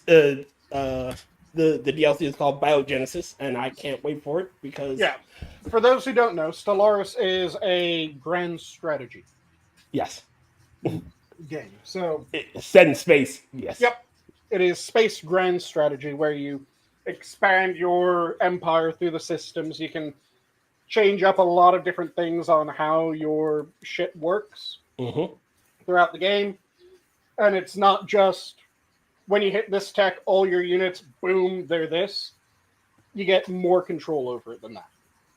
Yeah. You can design ships. You can design. You can basically design your weaponry and like how you. Well, not necessarily your weaponry because that's the only thing that pisses me off about this game. Like in the old game, in the old builds of the game, you had different propulsion systems, which was fucking amazing. So, like in the first couple of updates, you had 3 types of propulsion. You had warp travel, hyperlane travel, and black hole travel. Black hole was probably the better one, but it took long to do shit, and you can only jump between certain points. So it would open up a black hole and you would jump directly to it. So you could put your troops in the enemy behind enemies. However, it took like fucking forever to jump back. Warp travel, which was my favorite, you could just move. It was rather slow, but you could just move through space.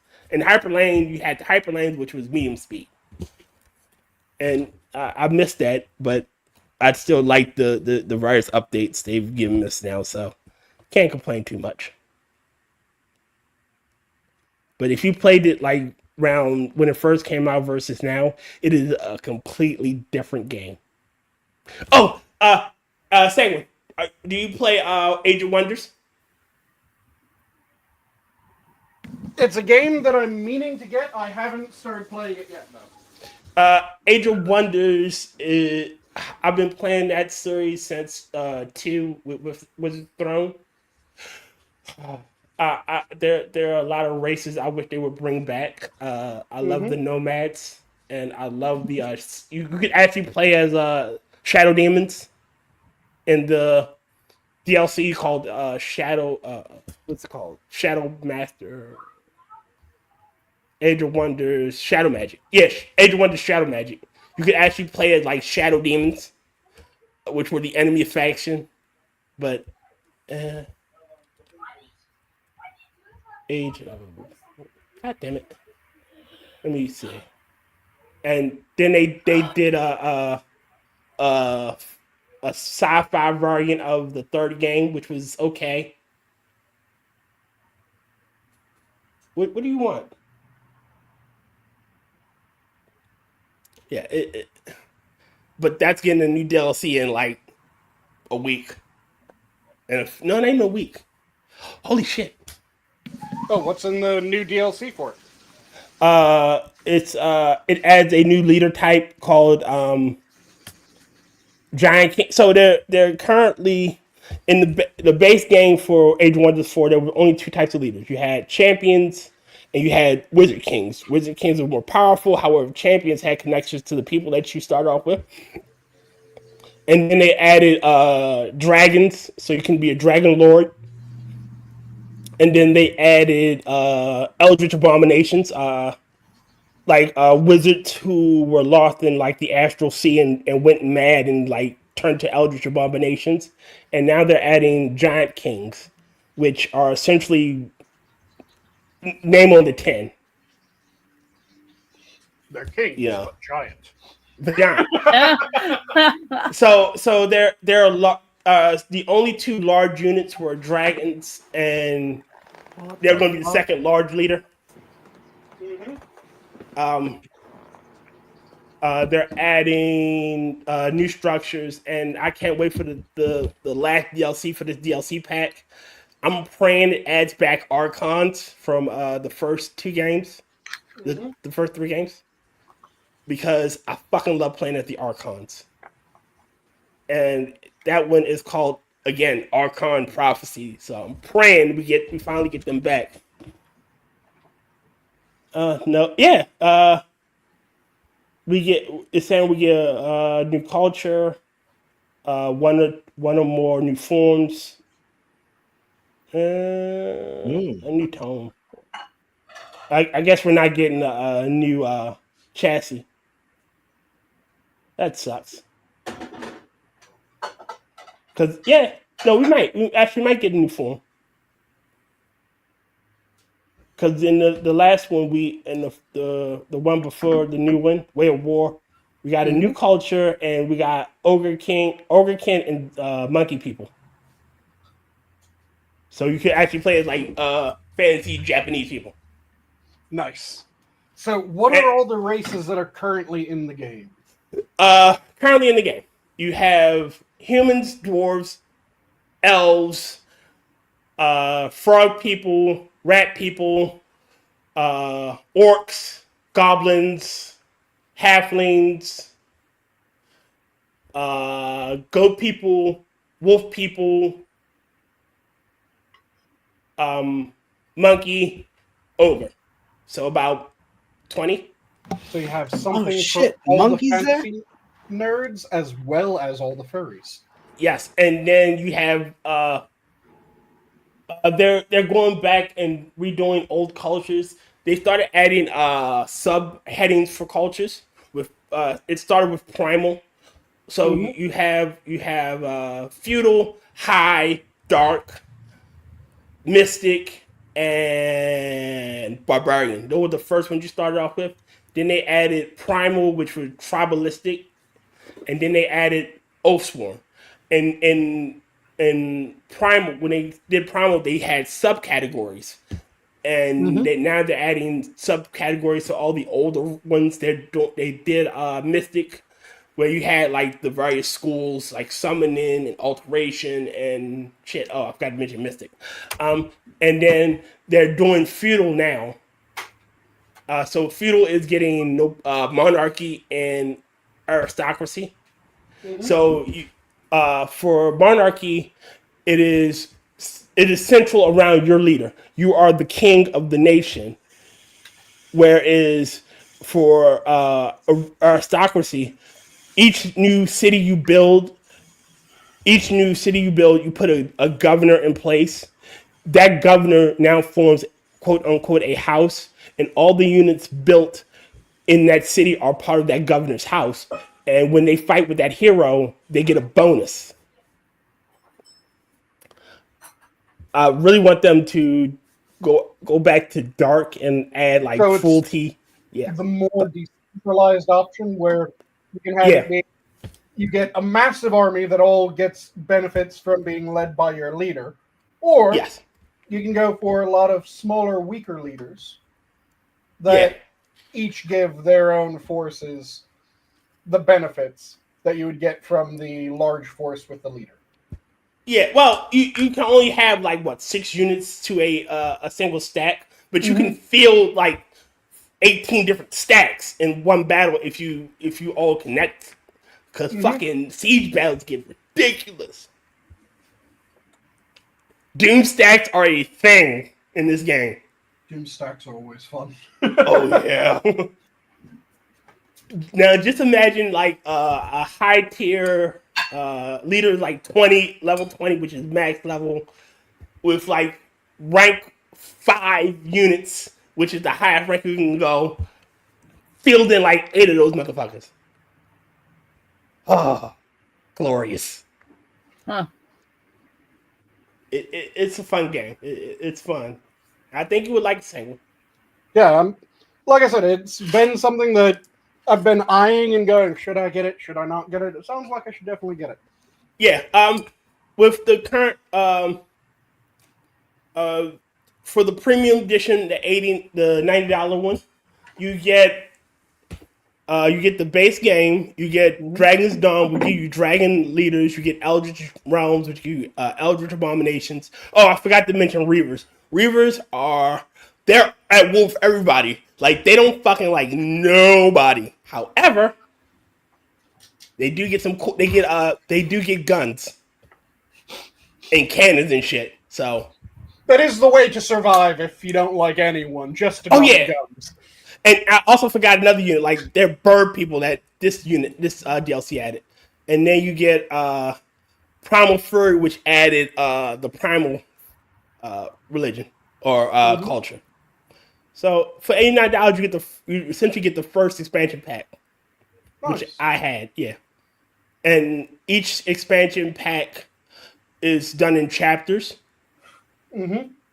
So you can get like instead of paying what 25 for each DLC, 14 for each DLC, or whatever it's costing, you can get pay $50 and get everything in the expansion pack. So, Nice. But it also sounds like it is definitely a case of CK. Yeah, getting the base game really cheap. it's Paradox. Oh, good God. It's a Paradox publisher, so yes, Paradox it has. special. Yep. Yeah, I mean, again, you know, if you played any Paradox game, you know what you're fucking getting. But it does add substantially more to the game. So, like I just said, Stellaris went from being all that shit to where it is today with all the cool shit. Yeah. Oh, yeah. It's one of those things that How much was It all is- the Stellaris?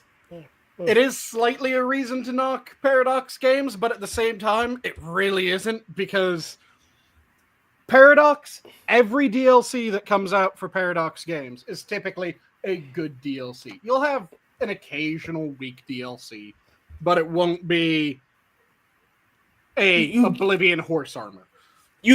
For all the Paradox games, like you get most of the DLCs, you get a bang for your buck. Like it is worth your time. Most I'll use Stellaris as the example. You got species packs, which add different species, and they're about $10. But then you got like story packs, which are like $14, that adds like stories and events and other shit. And then you got actual expansion packs, which are about 20, 24. But they add substantially more to the game.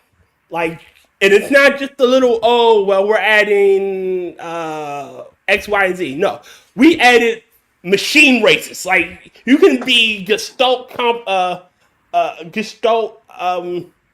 I slightly misheard that, and it became even funnier. Because Yes, rather than I heard it machine too. races, I heard you can be machine racist. Yes, you can be, but you can't be machine racist. But you can be machine racist, and you could be Gestalt consciousnesses. Either a ravenous horde of fucking marauding monsters that just want to eat it. You could be the Tyranids, or you can be a roving band. You could be the Borg. Or again, it added substantially more. Each pack did that. Yep. Yeah, the Paradox games, they're always really expensive when you get the full game, but at the same time, every Totally worth it. pack is actually adding to the game rather than, again, Oblivion horse armor. Yeah, like you're not paying you're not paying $24.95 for horse armor, but you are paying $24.95 for we just added a whole new mechanic. Just this whole DLC is like a brand new mechanic that has a shit ton of things. Origins, species, pictures. We just doubled the events. game of the inside or in-game map. Yeah. Oh shit. And that's what they're gonna do with fucking Crusader Kings. Crusader Kings, the last DLC for the year, the last DLC in this year for Crusader Kings 3 is adding all, like you're now getting all of medieval Asia and Europe. You're now Hey, Yes. sorry, Tier. Can I give you a? I just want to see if is my mic working? Is my Yes. audio? Yep. We hear you. Can I introduce somebody here? Coming in. Oh god, no! Wow. So I heard some things was said about Superman. Oh, no. God. Agreeing to disagree, walking away. Hi, Quiz. Agree to disagree. Agree to be wrong, Tier. What the fuck did I do? Right. I have a feeling Hold on. here's Hold on. a You side. gotta. Okay. You let. Okay. Okay. Let me. Quiz just got home. Yeah. From work. And, Hi, everyone. Yeah. Hey. Hey, welcome, Tier. Quiz. Shit. So I was trying to explain to him what was going on with the whole Superman conversation. So yeah, I thought he might fall in line with Tier's side. No. Okay. It's not. All At right. least not how you described it. Well, I probably just tried it wrong. I So- said I don't think that Superman's a hero. So. Superman is absolutely a hero. He I can see. be. He's- He's that not was a- made- That's what Tier and I was. He was made to be a hero. Like that's the whole reason. He I was would say- brought up by Ma and Pa Kent to be the exemplar of a person, and he was shown discipline by Ma and Pa Kent to use his powers for good, to be a hero. And That he didn't do doesn't make you Superman a for hero. well, he didn't choose to become Superman because of any kind of gain. He wasn't doing it for betterment of himself and his family. He was doing it because it was a nice thing to do. It was a good thing to do.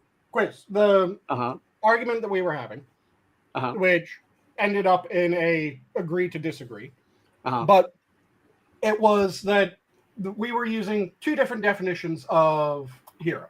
So Okay. the side that I and Angela were arguing from is that to be a hero, Mhm. it requires bravery, courage. And to Okay. be brave or courageous, that requires fear. So But Superman absolutely can feel fear. He does and feel fear. that's why I said that he often is, but is not always. So when he's written poorly, and it's just he's fighting against alien who punches as hard as he does, that isn't him being written heroic. That isn't him Whereas being written as a hero. I'm gonna when- say that the death of Superman did Superman dirty in a lot of ways, and it kind of has perpetuated this cultural zeitgeist amongst him that like Superman has no real issues or problems, and that's not really the case at all. There's plenty of stories. In fact, actually, I would say that they vastly outnumber the bad stories where he's just, Well, he hold goes on, hold on. in there Which with is that what I was saying, In all because- fairness, they did Mhm. bring up Injustice, Injustice. and okay. Injustice is a good anti, Superman type of. Well, he's not a hero in that. The he's a one villain. that I brought up as a really good example of a Superman being written heroically and being written well was the late Mr. Kent. Because that's one of my favorite Superman moments where he is worried because if he comes forward with the evidence to clear the man's name, then it could put everyone that he cares about in harm. Mhm. But he also is torn because there's an innocent man about to be executed. Sure. So that is him acting heroically when he also calls Mom and Pa Kent and gets their advice and then comes forward and clears the man's name. I mean, he can even So- go for stuff that's not quite so, mundane. Yep. You can go for the fantastical. For the man who has everything. That story's incredible, and it's entirely about the fact that Superman himself is facing his own demons. He's facing his own internalized sort of regret about the alien family he never knew, all while being completely powerless to an alien's control and influence. Yep. And in those cases, I would absolutely say that he's being heroic. I'm saying that in the stories that are poorly written, so Snyderverse Sure. type stuff, I'll that say is not him being heroic.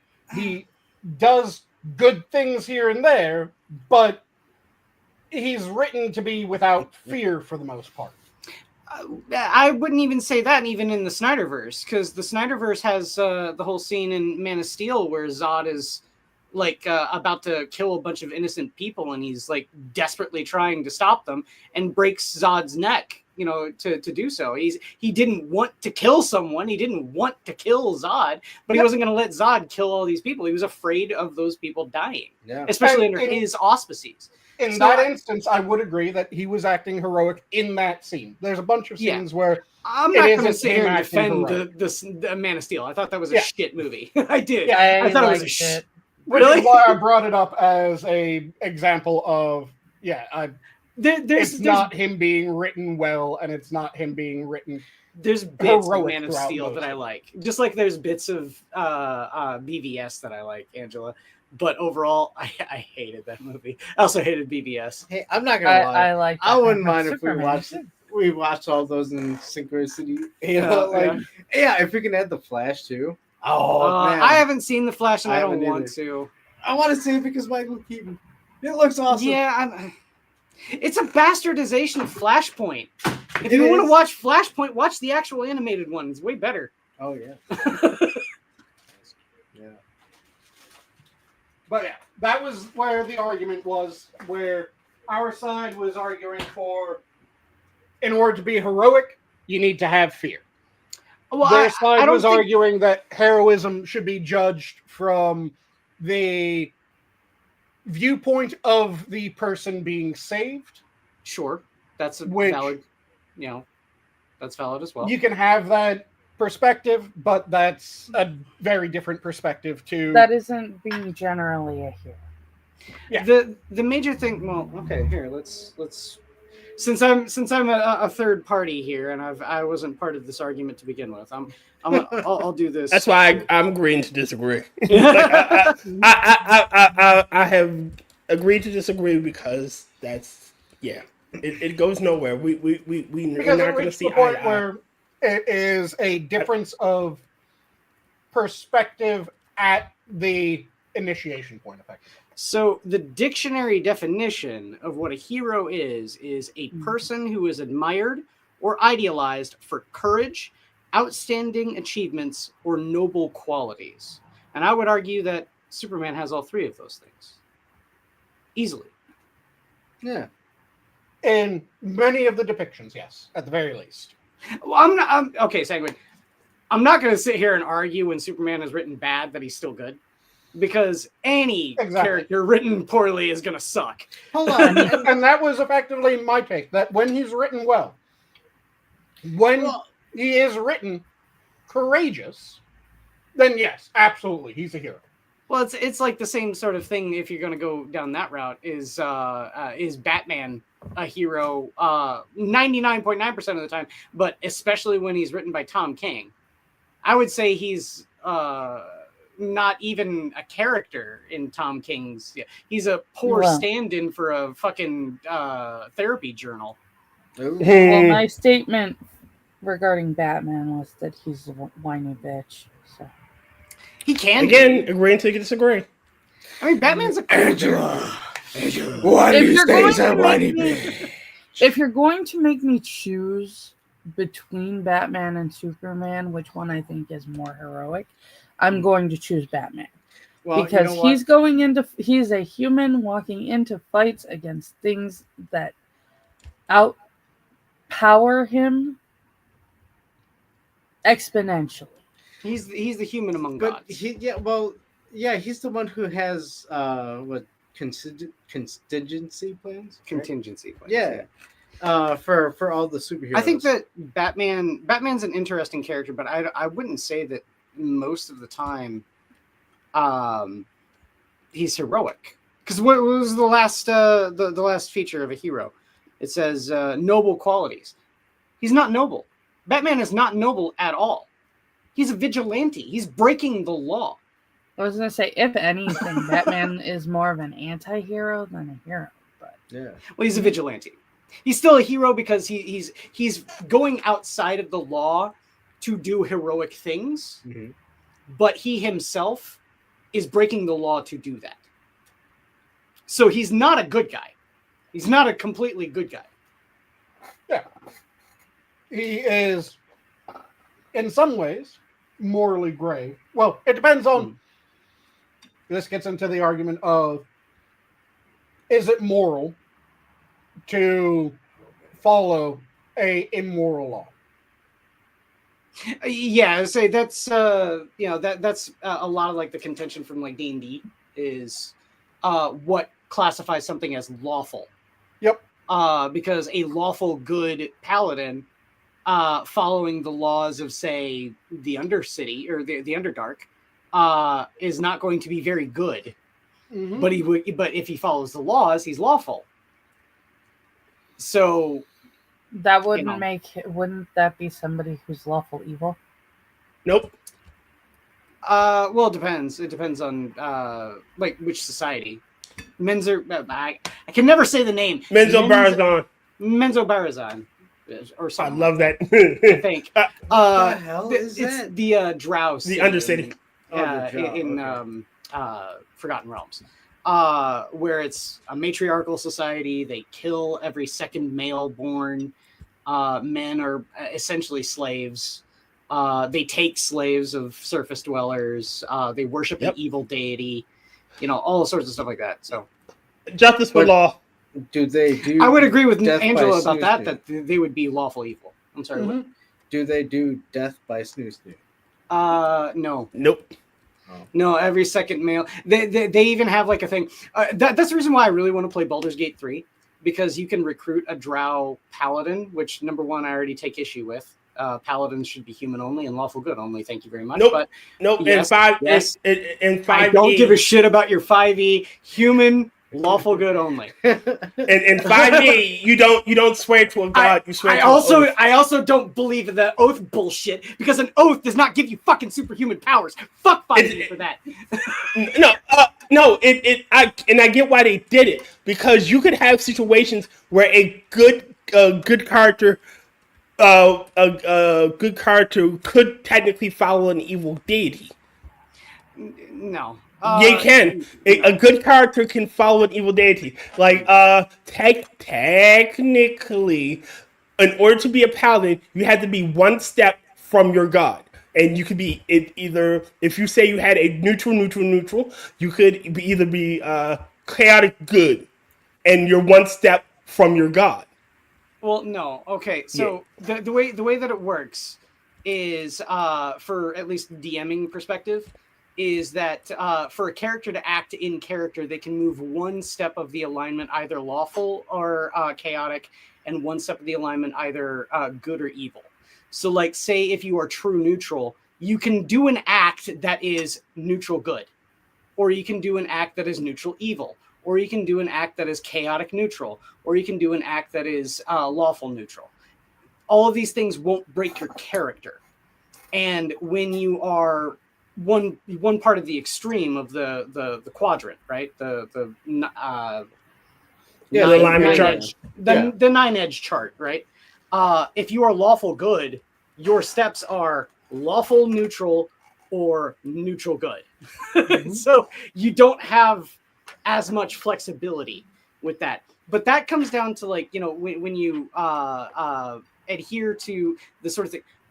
Okay, so I'm okay with oaths and their tenets being guidelines for how you play the character and how you prevent your character from falling, because falling paladins in every other edition prior to 5th edition was extremely nebulous. And if you had a vindictive DM, they could do a whole bunch of heinous shit just because they're putting you in a situation where you'd be acting out of alignment, and therefore when you act out of alignment, you fall.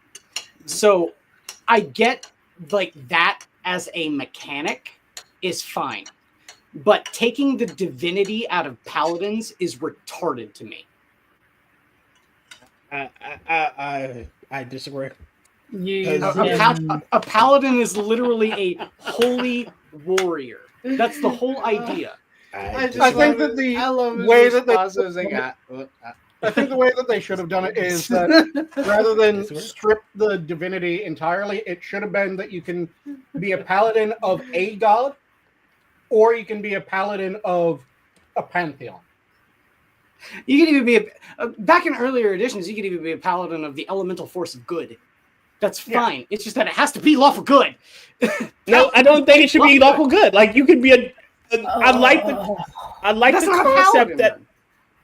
the concept that a paladin is, you know, someone that adheres to a set of tenets instead of a god particular. Because there are characters or classes that get their magic without actual fucking divine intervention. Like wizards. Wizards get their magic from study. What I would point to... that's a different, sort of quiz. What I would point to with the deviation from being lawful good is functionally the argument that you would need identical classes with slightly different names to represent the other alignments for each god. I think that there's no, like, flexibility. It should be one or the other. You have Blackguard for evil. You have Paladin for good. A paladin is basically a battle cleric tier. It is not a magic. No, a battle cleric is a battle cleric. It's a super powered battle cleric. Yeah, that is what a paladin is. Angela's 100% right. A paladin is a martial cleric. Is what it is. So there's cleric and then there's they are paladin like I said, they are a holy warrior. Yes. They adhere to the martial aspect of being a warrior. They are a fighter. In fact, actually, in 2nd edition, they were a fighter class. They were a subset of fighter. So Okay. with all of that, you get your divine inspiration, you get your divine powers by following a god. Or even, like I said, there's cases to be made for like just the elemental force of good, or like Sanguine said, a pantheon. Either way, doesn't really matter. You're getting a divine boon from something outside of yourself. Now, like I said, 5th edition, I hate the fact that the oath is all there is. I like the fact that the oath gives you a guideline for your code of conduct. That's fine. Like I said, I think that what they should have done is make it so that you could do a pantheon or a deity, and then had the oath be kind of the expression of how you operate for your pantheon or deity. Well, how I've always operated it for any of the games that I DM, if anyone wanted to play a paladin, I would say choose your god, your pantheon, whatever, sort of divine, the divine spark that gives you your abilities, right? Yep. And then the oath, your subclass, comes from whatever you want to pledge to that divine entity. Mm-hmm. So why not just make them warlocks then? Because there is a because divine warlock. There's a celestial warlock. Again, if that's the case, then why not just make them warlocks? Why not make warlocks the essential? Because they function swap entirely different. So a warlock is a caster first and a warrior second. A paladin is a warrior first and a caster second. I would say, you're 100% right there, Sanguine. A warlock is a 100% caster. So when you look at multi-classing, depending on certain classes that you take, you get certain extra spell slots and stuff like that. And it's dependent on what levels of what class you take. And a warlock is a full caster. A paladin is a half caster. So you need two levels. You need two levels of paladin. 3/4. No, warlock is 100% caster. So like if you take a level of warlock, I think warlock only started in 4th edition, but no, there was a warlock in 3.5. I think it you might one be of the thinking Pathfinder. I think you might be thinking of Pathfinder. It was one of the expansions. It brought in Eldritch Blast. I'm trying to remember what the name of the expansion was, but it was in 3.5. I had a 3.5 game with a warlock in it. If you look at the multi-classing, for each level of warlock, you gain a certain number of spell slots as if you were a wizard or sorcerer as well. Same with wizard and sorcerer. The half casters are paladin, I think druid, and ranger. All right, so again, I bring up this little thing. Mm-hmm. All right, I had a player who wanted to be a good character who served a evil god. Okay. Wanted to be a paladin, so I gave him the oath of vengeance. You are the blazing sun. No, sorry, a good character, an evil character player who served a good god. So he was the blazing aspect of the angry sun, the loving god. The sun god had a loving aspect. He's all nurturing and healing, but you are his avenging side, his wrath and his fury. And you take the oath of vengeance to represent you are that aspect of him. Evil character serving a good god. It works. That's why I like the oath system instead of the you gotta follow your god's code. No. If I want to be an evil person that serves a good god, who I think it was Perth. It was Perth. Yeah, it was Perth. The god Perth. Who the god of the sun. Oh my god. What? Nothing. And I just double checked, and the half casters are paladin, ranger, artificer. Oh, really? Druid's a full caster? Yeah, Druid's a full caster in 5 games. Okay. Yep. Druid's It's just- full. They used to be a half caster. Yeah, and then it's the and you got arcane. You got an arcane knight that is a Third subclass. caster. Yeah. Well, I'm not getting into the weeds about subclasses that Yep. have spell-like abilities, like Eldritch Knight. And, no, Eldritch Knight has full spells. They get full on spells. Like Arcane Trickster gets full on spells. Yeah, they they're get third full on spells, casters. but they don't count as a full caster Yeah, they count as third because they are a caster. rogue. Yeah. They're Yeah. 1/3 casters. Yeah. Because that's getting into the weeds. That's not. Yep. Yeah. It Okay. used to be that there were also 3/4 casters, Oh no, I hate those damn things. which But were I'm just below saying I'm full, a but I'm a also half. traditionalist. I can be Fair enough. convinced if I'm playing if I'm running a game with players who want to do something outside of the what I deem acceptable as a paladin. That's fine. I just have to be convinced. Like a good way, like I come off as like kind of a dick when it comes to being in DM and stuff like that. I'm very set in my ways, but I can be convinced. I had a buddy of mine that wanted to play Oath of the Ancients, and I looked at that and I was like, ugh, really, Druid Paladin? What the fuck? Stop it! It And wasn't. then- It's and not then- a druid paladin. It It's is. more. It's a it- Druid it's- Paladin. It's more serving the archfey. No, it's a Druid Paladin. And he just goes like, dude. And I'm like, what? And he goes, the Green Knight. I'm like, all right, son of a bitch, you've done it. Okay, good. Yep. You can play that character. Yeah, it's anti-Fey paladin. Yeah. But again, you don't have to have the serve a god is superfluous. Like, and that's what I like about this version of paladin. Well, Yeah, no, I it's disagree not as well. superfluous. It's not superfluous. It's in fact a core shit, why not- aspect why- of. Why not create a new class called Templar? That's exactly what a paladin should be, a Templar. Well, I mean, a Templar could be a subclass of fighter if you wanted to go that. Yeah, No, it should be its full own thing. It should bridge the gap between battlecaster and fighter.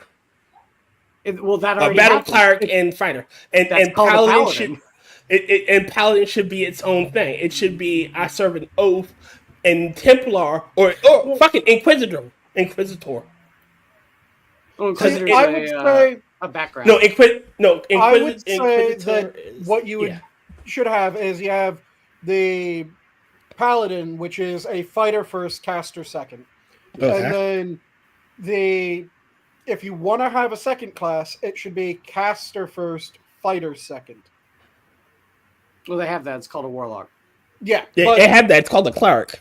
well, it's a warlock Well, if you go path of the The blade warlock. or path of the blade. Rather. But I'm saying that if you want another half caster that is bridging that gap, it would have to be the opposite. And Yeah. I would say go for something like an alchemist. Well, they Well, have alchemist one. is a subclass. It's an artificial subclass. Yeah, it They- now is, but I'm saying that if you were going to go for that, it should be something along the lines of that, where They it's, had a fighter subclass, and in fact, actually, they still do in 5th edition. It's in the Fuck, what's the name of that? Sword Coast Adventures. Sword Coast Adventures book. Duskblade. Shit, they got the Blade Singer. Yeah, Yep. that's That's the wizard version of Halfcaster. that used to be called a Duskblade in earlier. No. A Blade Singer is something totally different from a Dustblade. Dustblade is the fighter variant, and the wizard variant is called a Blade Singer. It's you can use martial weapons. You essentially get I remember in 3.5 it was the fact that you used your sword as your spell focus for Duskblade. You used your sword as a spell focus. You had access to martial weapons.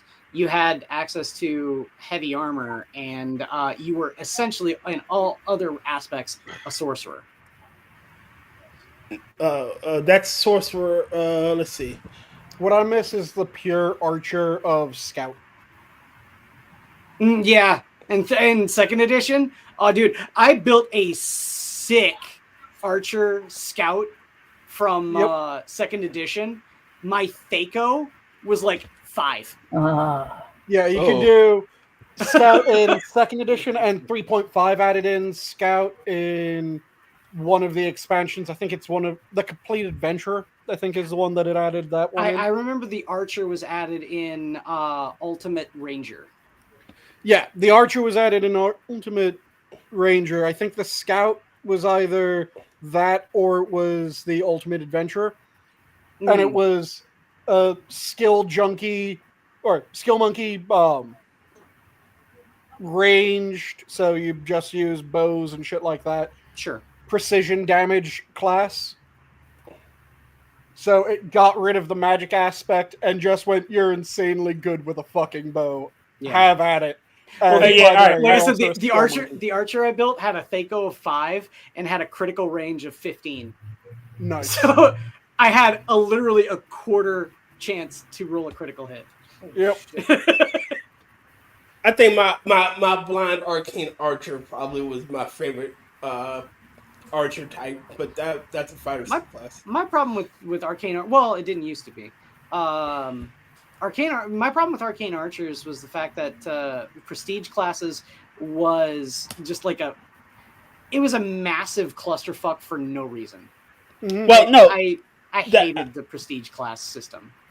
Well, that's why I never both played. Loved and hated. I only played one game of 3.5, and I never played 4. And I think I really cut my teeth on 5. 5. So I played an art. I existed in a world where you have the subclasses, and again, I could do all fighter shit. Plus, I had my arcane archery abilities, which I fucking love. The way that I would express 3.5 to 5, if you guys know the Elder Scroll games, right? Mm-hmm. Yes.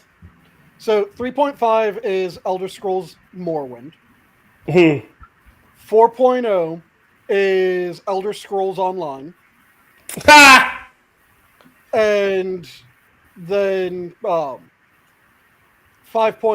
is Oblivion. Sky Oblivion. I'd say it's Oblivion because it Sky Oblivion has a fair bit of flexibility, but it's nowhere near the As flexibility rigid. that was in My- Morrowind. My problem was that I hated all. Now, this is also coming from a Warhammer player, all right? I Fair hated all the math that I had to do to play fucking Pathfinder. And by extension, love 3.5. Pathfinder. I never played Pathfinder. I liked Pathfinder and I 3.5. hated it. I built a ranger, but like, okay, so all the feats that I had like multi-shot, I had precision, I had multi-arrow, I had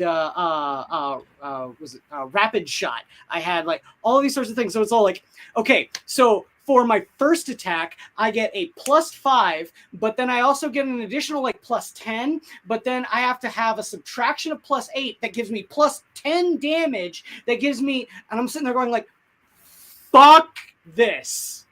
Fuck it. I did not play this game to do math. See, I Fuck love it. that shit. Fuck it. So yeah, that's why I like 5 ed. Like again, I am a second ed purist when it comes to the lore. Absolute second ed purist. Fuck everything written for 5th edition. It is terrible. It is awful. Fuck it all. I forget. But- Second ed was after everyone gained a soul, right? I don't think so. I think that was 3. Was it 3 that everyone had a soul then? Because I remember in first, and I couldn't remember if it was second as well, there was only one god on the books that could make souls. And it that wasn't the Pantheon second, so it was the Dwarven god was the only one that could make souls. Because he made the dwarves and he gave them And in the lore for him, he functionally made every race that had souls as a favor to the gods. So there were the beings that had souls, which were humans, halflings, dwarves, and gnomes. Mhm. And then there were the beings that had spirits, but not souls. Like orcs, I believe. Orcs, elves, pretty much any race other than the ones that I mentioned that had souls, had spirits. So I think that was a thing of third ed. I'm remembering this now, and I think that was a whole thing of third ed's, like trying to go back and retcon some stuff. Give everyone souls. Well, no, it was just a weird sort of thing that they delved into for no real terribly apparent reason. Well, the reason that they differentiated between souls and spirits was souls were able to be resurrected, whereas spirits immediately got popped into a new body. So, see, second edition didn't like go that deep in the weeds with it. Like you could pay 1,000 gold to resurrect a dead character at a temple in second edition. Yeah, I thought it was first edition that had this, but it was just hilarious because the Dwarven god was the only one that actually knew how to make souls. So all the gods of the beings that had souls, which are the ones that I mentioned earlier, went to the Dwarven god and went, "Hey, can you make souls for us? Why? I want to put souls in my thing." Okay. I'm gonna get into the social justice rant about it here. The reason why I hate 5th edition's lore is specifically because my whole thing when it comes to D&D is I love Ravenloft. It's my thing. Sanguine can attest. Yep. Ravenloft is my jam. That is the setting that is my favorite. And I love Ravenloft because it harkens to all of my favorite, old novels. Dracula. I didn't really like Frankenstein all that much by way of comparison, but Frankenstein's in there. Gothic horror, right? Some of my favorite literature, some of my favorite, media to consume. Ravenloft is the Gothic horror setting. Period. This is how it is. That's what it is. So, riddle me this, Batman. Is it going to make me happy and want to spend money on your shit company, Wizards? Or is it going to make me want to tell you to go fuck yourself and I'll pirate all of your books and not give you a single goddamn dime when you make a mummy pharaoh character into a non-binary, they, them, and then you rewrite the Frankenstein character, and instead of it being the doctor who's, a man, he is now a she, and she falls in love with another woman who's a thief who then gets turned into the monster. And mind you, this is all perversion of literally Frankenstein. Yep. Did you wait? Hold on. Is that because all of this is in Van Richten's guide for 5th edition, and it's fucking terrible. It pissed me off. That book made me not want to buy anything else from Wizards ever again. Because I've never bought a D&D. I've only bought one fucking player's handbook. I only bought the player's handbook. Only thing I ever bought, because my D&D group everybody had one, and I get tired of hey, can I look at this really quickly? I got tired of asking. Can I borrow for the player's handbook? I have Yoho and a bottle of rum, at least the 2014 or 2016. Can I hold your PHB? Yeah, I got tired of fucking saying, "Can I hold your PHB?" So I just fucking bought my own. Definitely understandable. But yeah, that's the only book. They started really fucking the lore in 5th edition, and it was random shit. That should be all the way down here. They got rid of racial bonuses because they didn't get rid of racial bonuses. They got rid of racial negatives. No, they got rid of racial negatives for that, and then they got rid of racial bonuses, which were the assigned bonuses for your race, and they went to every race. Just you get one that you pop 2 and one that you pop 1 in. Really? Pick it. Yeah. That must be a 2024 thing because. Yep. Yeah. Okay. Yeah. Because I'm not they got buying. rid of races altogether. Like they're just flavored humans. Yeah, I'm not buying 2024. It's yeah. Yeah, I would. I'm not even pirating 2024. Yeah. 2024 made it so that everyone just gets a stat that they put 2 and a stat that they put 1 in. Again, Rather it's than having designated this race is really good at XYZ, so they get stat bonuses for that. Yeah. And yeah, they got rid of negatives. They got rid of stat bonuses for your race. They made it so that everyone gets the same. They pulled the whole orcs are black people. Yeah, I heard about that. Monkeys. no, orcs aren't black. I got. Hold on, sir. I got to change that one. Orcs aren't black people. They're Mexicans. Yeah, I was gonna say the. Orcs aren't. We're not the darkies.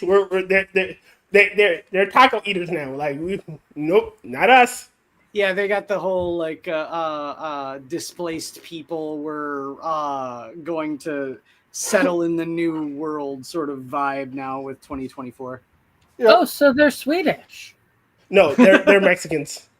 No, they really did lean heavy on Mexican for like it. Like if you look at any of the pictures, the artwork, they're fucking Mexicans. Yeah. Like they have sombreros. I was being a smart ass. I did not expect.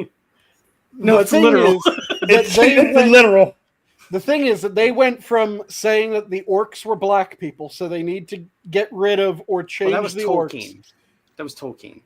No, this Tolkien's was orcs. A little bit ago, before they did the changes, before they got pissed off at the monkey people or black people as well. There was I remember hearing about that. Yeah, whole big outrage that D&D orcs were black people, and then they went, okay, well, we can't make them black people because that's racist. Let's make them Hispanic. And then they I'm just gonna come right out and had say the this outrage too. about the monkey people as well. I'm gonna come right out and say this too. This whole thing, all of this, so their course corrections and all the other bullshit, it's killed their company. All of it surrounded by it is entirely their fault. If they didn't cater to these people, all right, with things like I'm gonna come right out and say it. It's probably going to be an unpopular opinion, but things like Critical Role. Yes, hate Critical Role. I fucking can't stand it. That is not D&D. That is all right. It is not everybody is going to be fucking Matt Mercer. Not everybody's going to be the characters there, and it Critical Role made it popular. And now a shit ton of people that don't I thought it was going to be Critical Role. Why didn't like Critical Role? Fuck you. That's not D&D. Yeah, brought in a shit ton of tourists. Yes. Well, and see, that's the audience that they're catering to now. And that's the audience that ruined our hobby. The thing that's infuriating is it's not just wizards that did that. There's you guys all know the World of Darkness setting, right? Yeah. They ruined my favorite fucking clan. They ruined the Bruja. They destroyed the Bruja. You think that's bad tier? Did you see the atrocity that they did when it came to the werewolf tribes?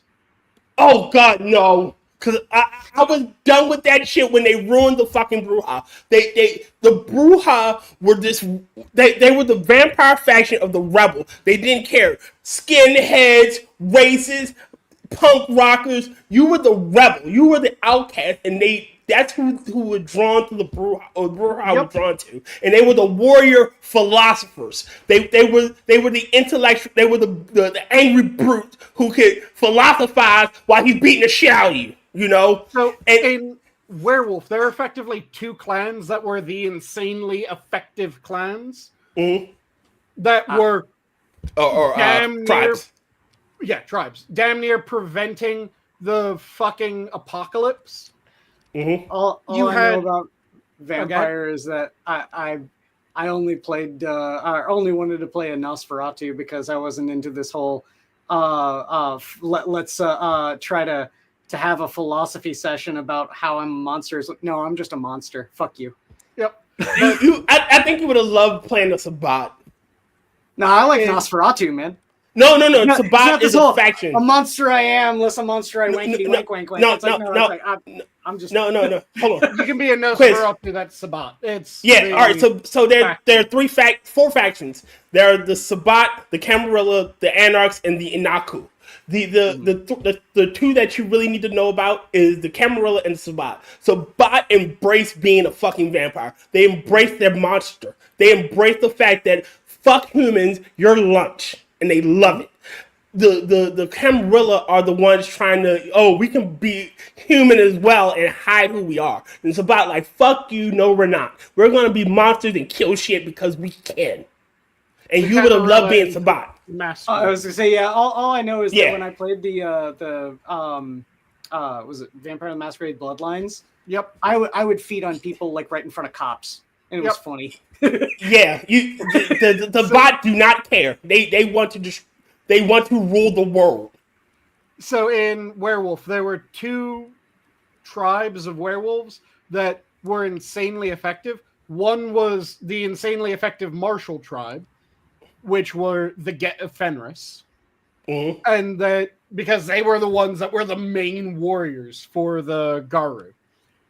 And then the other one was not only the secondary warriors of the Garu, but they were also the Garu that kept on inventing new shit. So bones. Everything that became like, ooh, this shit is amazing. They were the first ones that made claves and shit like that. They made the Garu language. They did all the shit. Were the Fianna.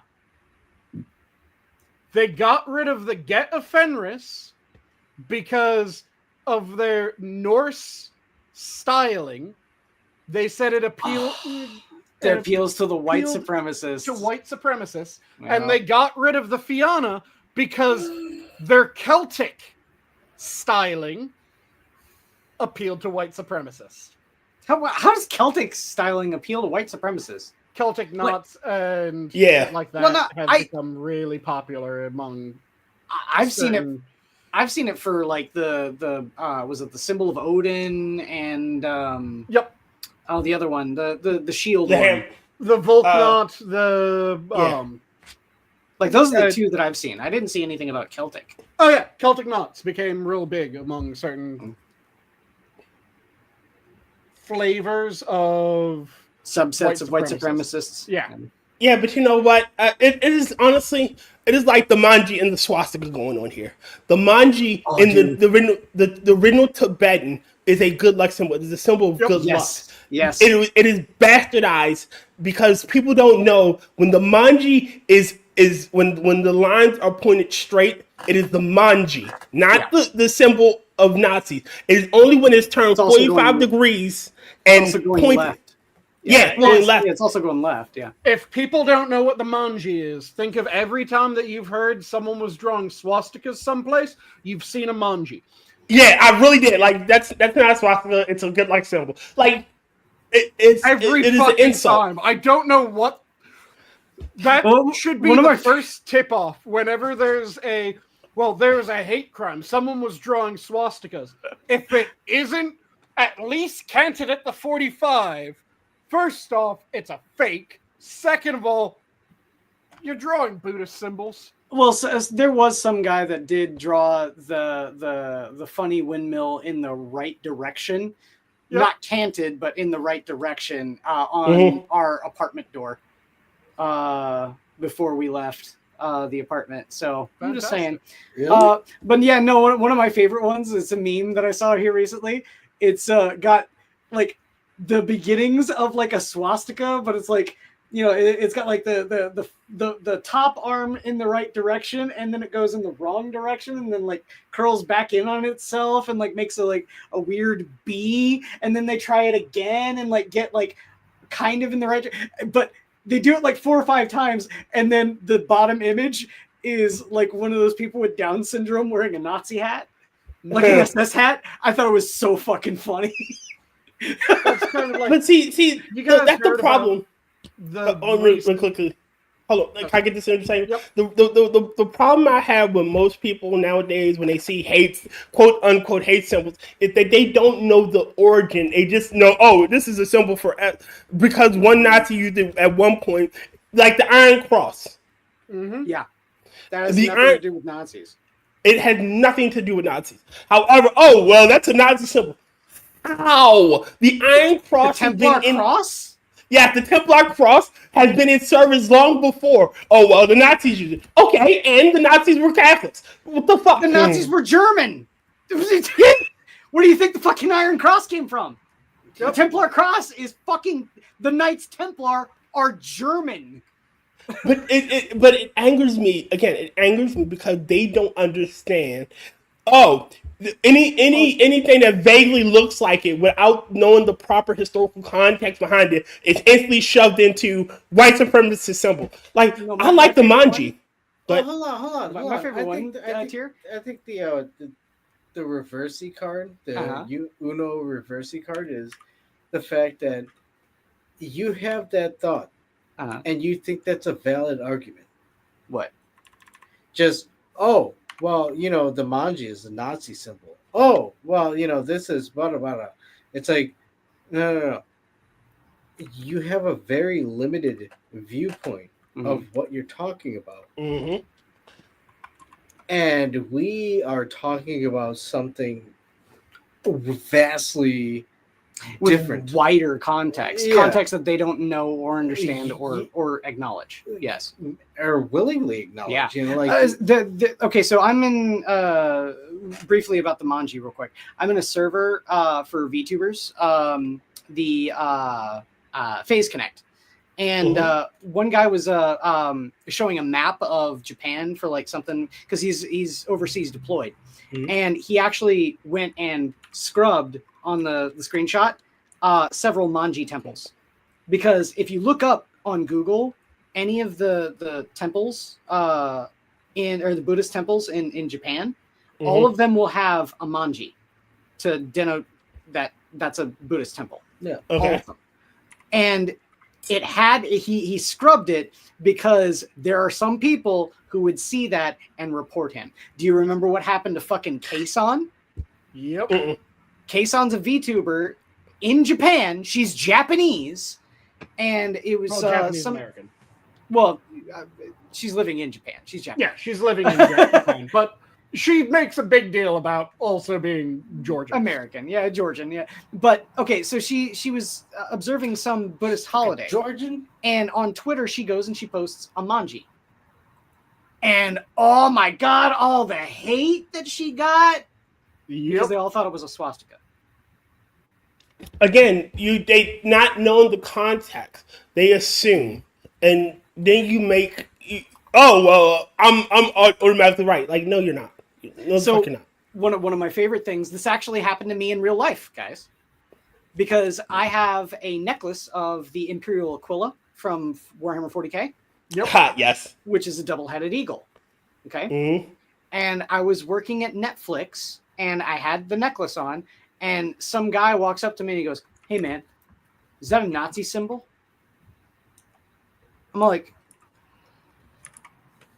first of all, it's from Warhammer 40k. Second of all, the Nazis never had a double-headed eagle as one of their icons.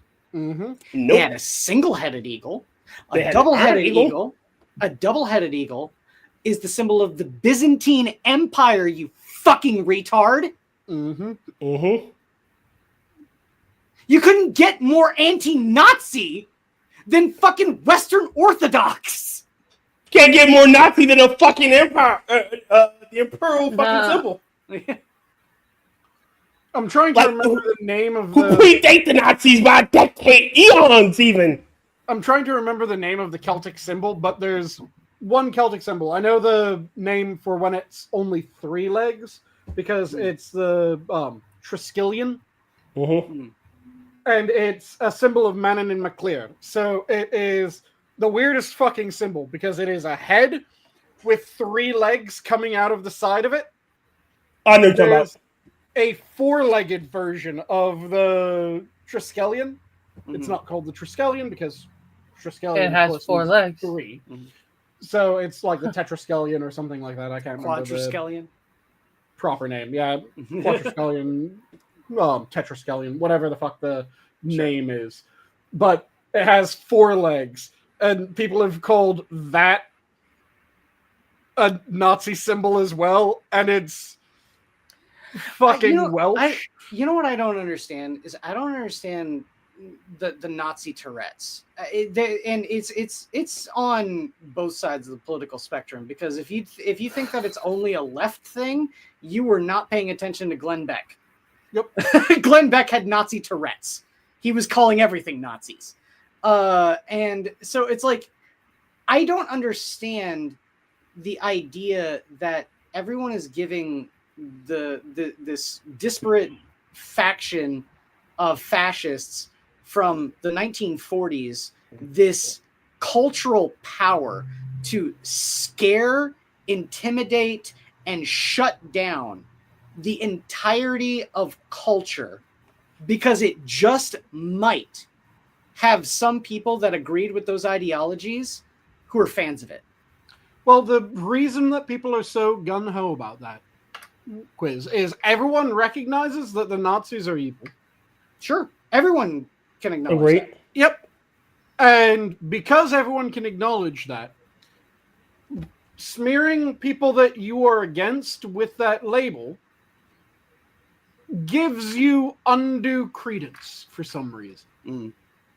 Because no one wants to be a Nazi. So if you just accuse the person that you dislike of being a Nazi, you can get people to dislike them. Yeah. And it's because people became really sensitive about that because they all knew that it was actually fucking evil. And now the problem is that because people keep on saying that, well, this person who is obviously not a Nazi is a Nazi, and we've had enough instances of people calling groups and individuals that clearly aren't Nazis, Nazis. Now, when you mean to call someone a Nazi, because they're actually a fucking Nazi, it's the boy who cried wolf. Yes. So you can point to their funny little armband and to the fact that their knees don't seem to fucking bend, and people will still go, is it really?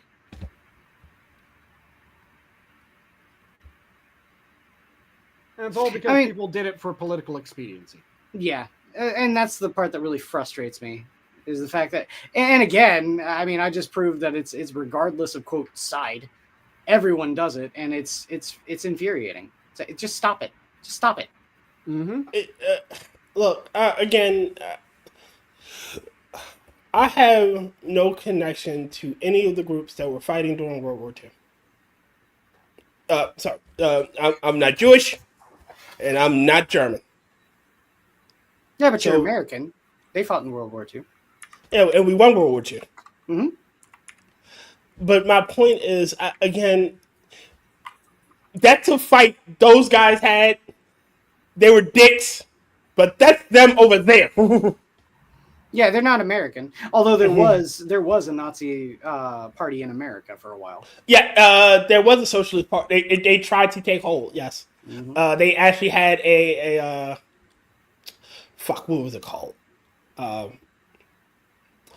They tried to get like a senator, if I'm not mistaken. Well, I think they did have a senator. It's just that the group fell out of favor when Pearl Harbor happened, because then America actually declared war and said, "Okay, no, you're out of here." Yeah.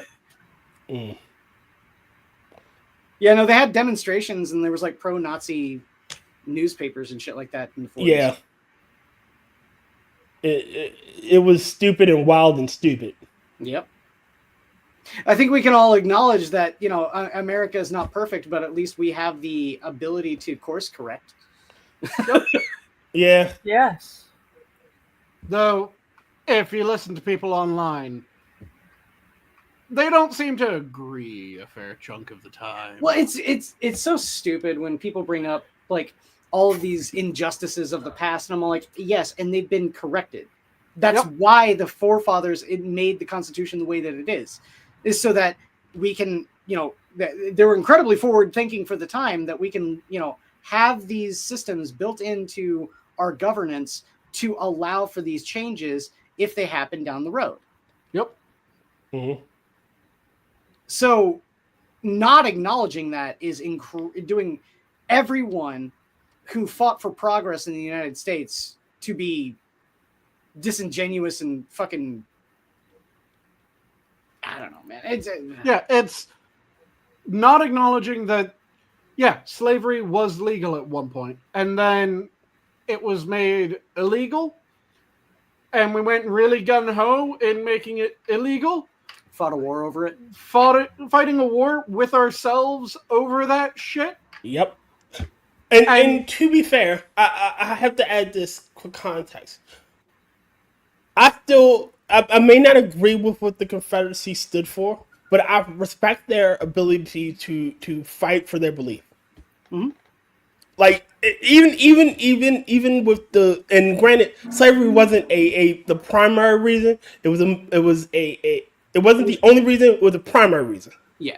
So it was a factor. Yeah, it was a primary reason. The major downfall that the United States suffered because of like the implications of the Civil War is the erosion of states' rights. Yes. Yep. That it was a reliance on the federal government at that point, and I'm sorry, that's not a good thing. The thing that pisses me off about it is when you look at U.S. history and you look after the Civil War to just before World War I, massive fucking change. Lots of shit was moving in the right direction. You had Teddy Roosevelt defending the first black, what was it? It was the Postmaster General of a region in the South. He went out and defended them, going, they're fucking American. Get over yourself. Fuck you. Yeah. And you had all that type of shit happening. You had important black figures that were recognized and acknowledged and treated fairly fucking decently.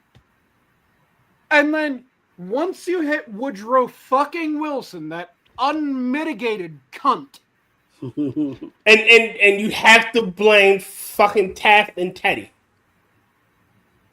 You have to blame them both. You can say that they shouldn't have split the party.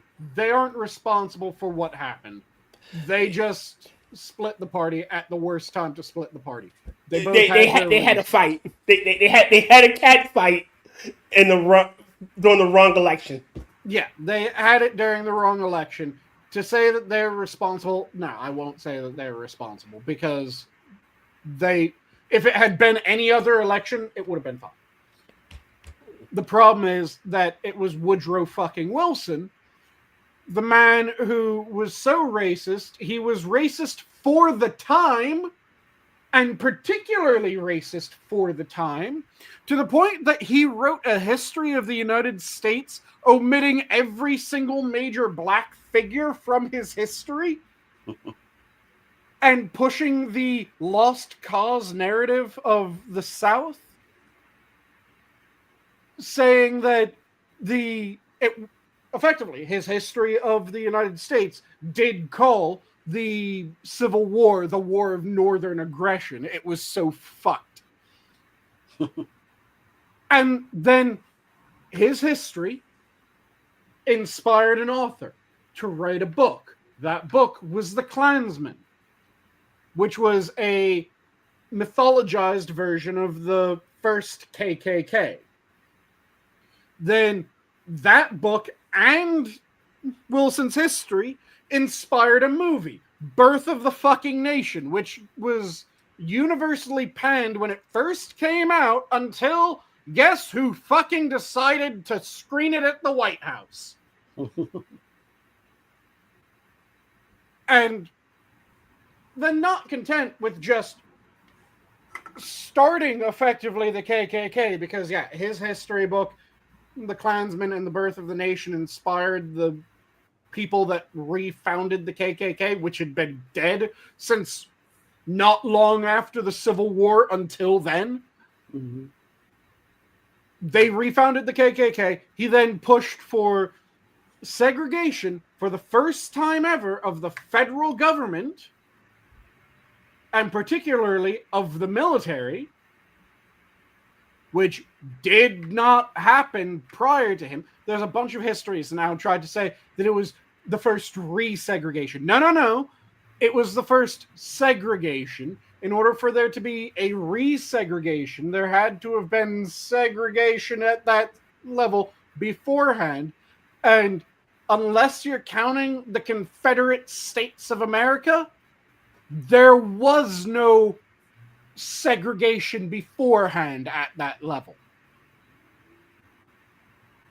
So, well, I'm fine with segregating all of the Johnny Rebs. Fuck them. Yeah, and they should be segregated from our history. It shouldn't be considered resegregation because the Confederates had segregation. Because, fuck it, we aren't Confederate. Mm-hmm.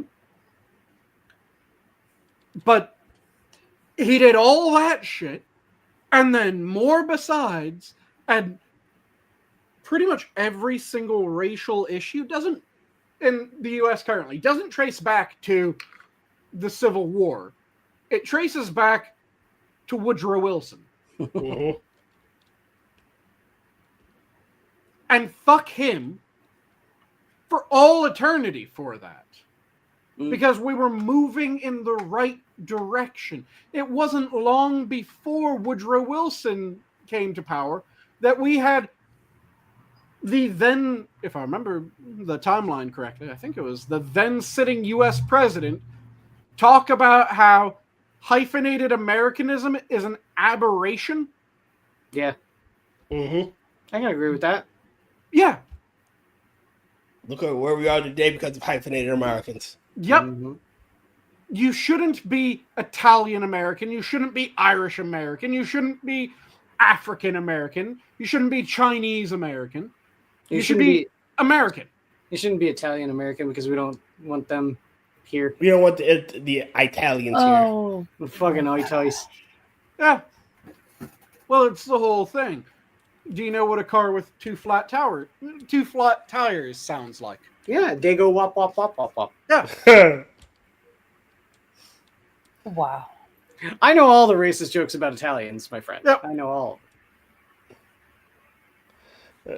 I need to talk to you about, I gotta expand my repertoire. I live in Chicago, my friend. I know all the racist epithets for Italians. The only way Again, to I learn got- a few more would be to live in Boston. Yeah. Again, I gotta expand my repertoire. I'm just a casual racist. I want to become a professional racist.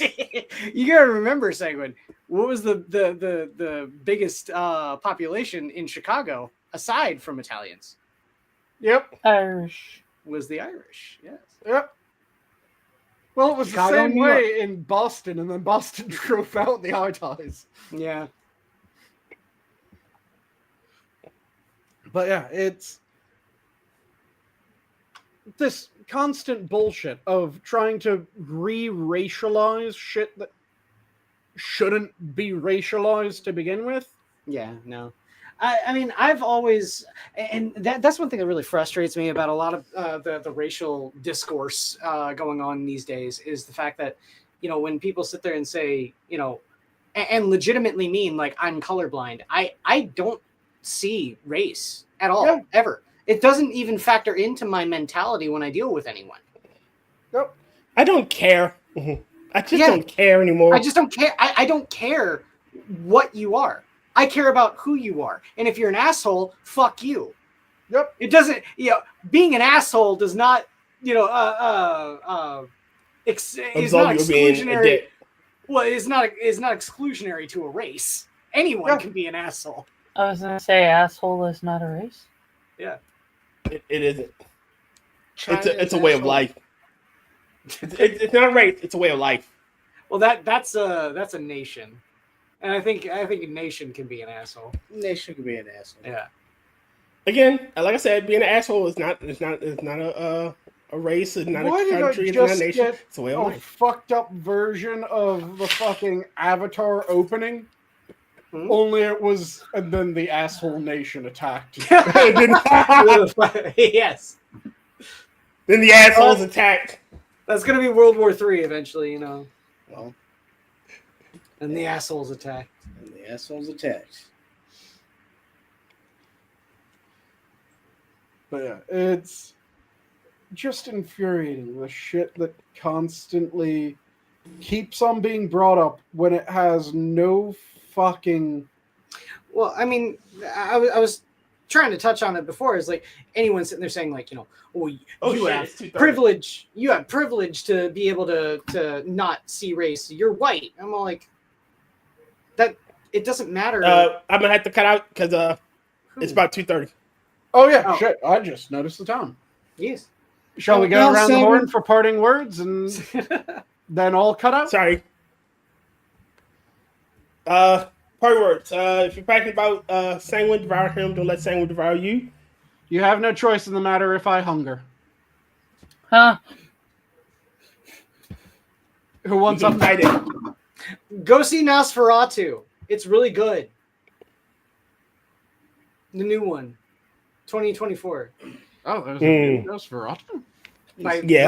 Robert I Eggers. actually really liked it. It's Okay. really good. Yeah, I really liked it. Oh man, this could be on the list. Did I they love keep him y'all. appropriately ugly? Oh yeah, dude. It's oh god, what's his name? Dude did Bill Skarsgård. yeah, Skarsgård. Okay. He is every fucking where, and he needs to not be everywhere. Well, I liked him as Count Orlok. He was really good. But No. Go ahead. the not Lucy is or not Johnny Nina, Depp's daughter. is Johnny Depp's daughter. Yeah.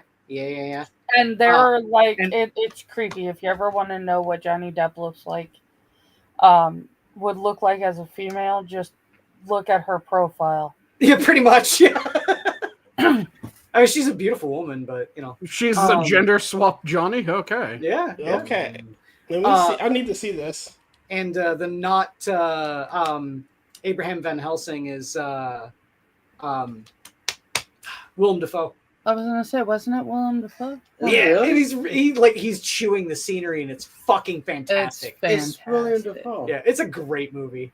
Quiz, you'll remember the rule even if I can't at the moment. I don't see What's it. the rule of the internet where everyone's gender swapped? Rule 64. 63. No, Rule 63. Yeah, it's 63. Yeah. 63. So his daughter's his own 63. I don't see it. Yeah, I do. I don't. Okay, so closing words. Yep. For Yes, me, go this see is Nosferatu. It's good. this is for Animal Clan Veggie. I say, love you all. God bless.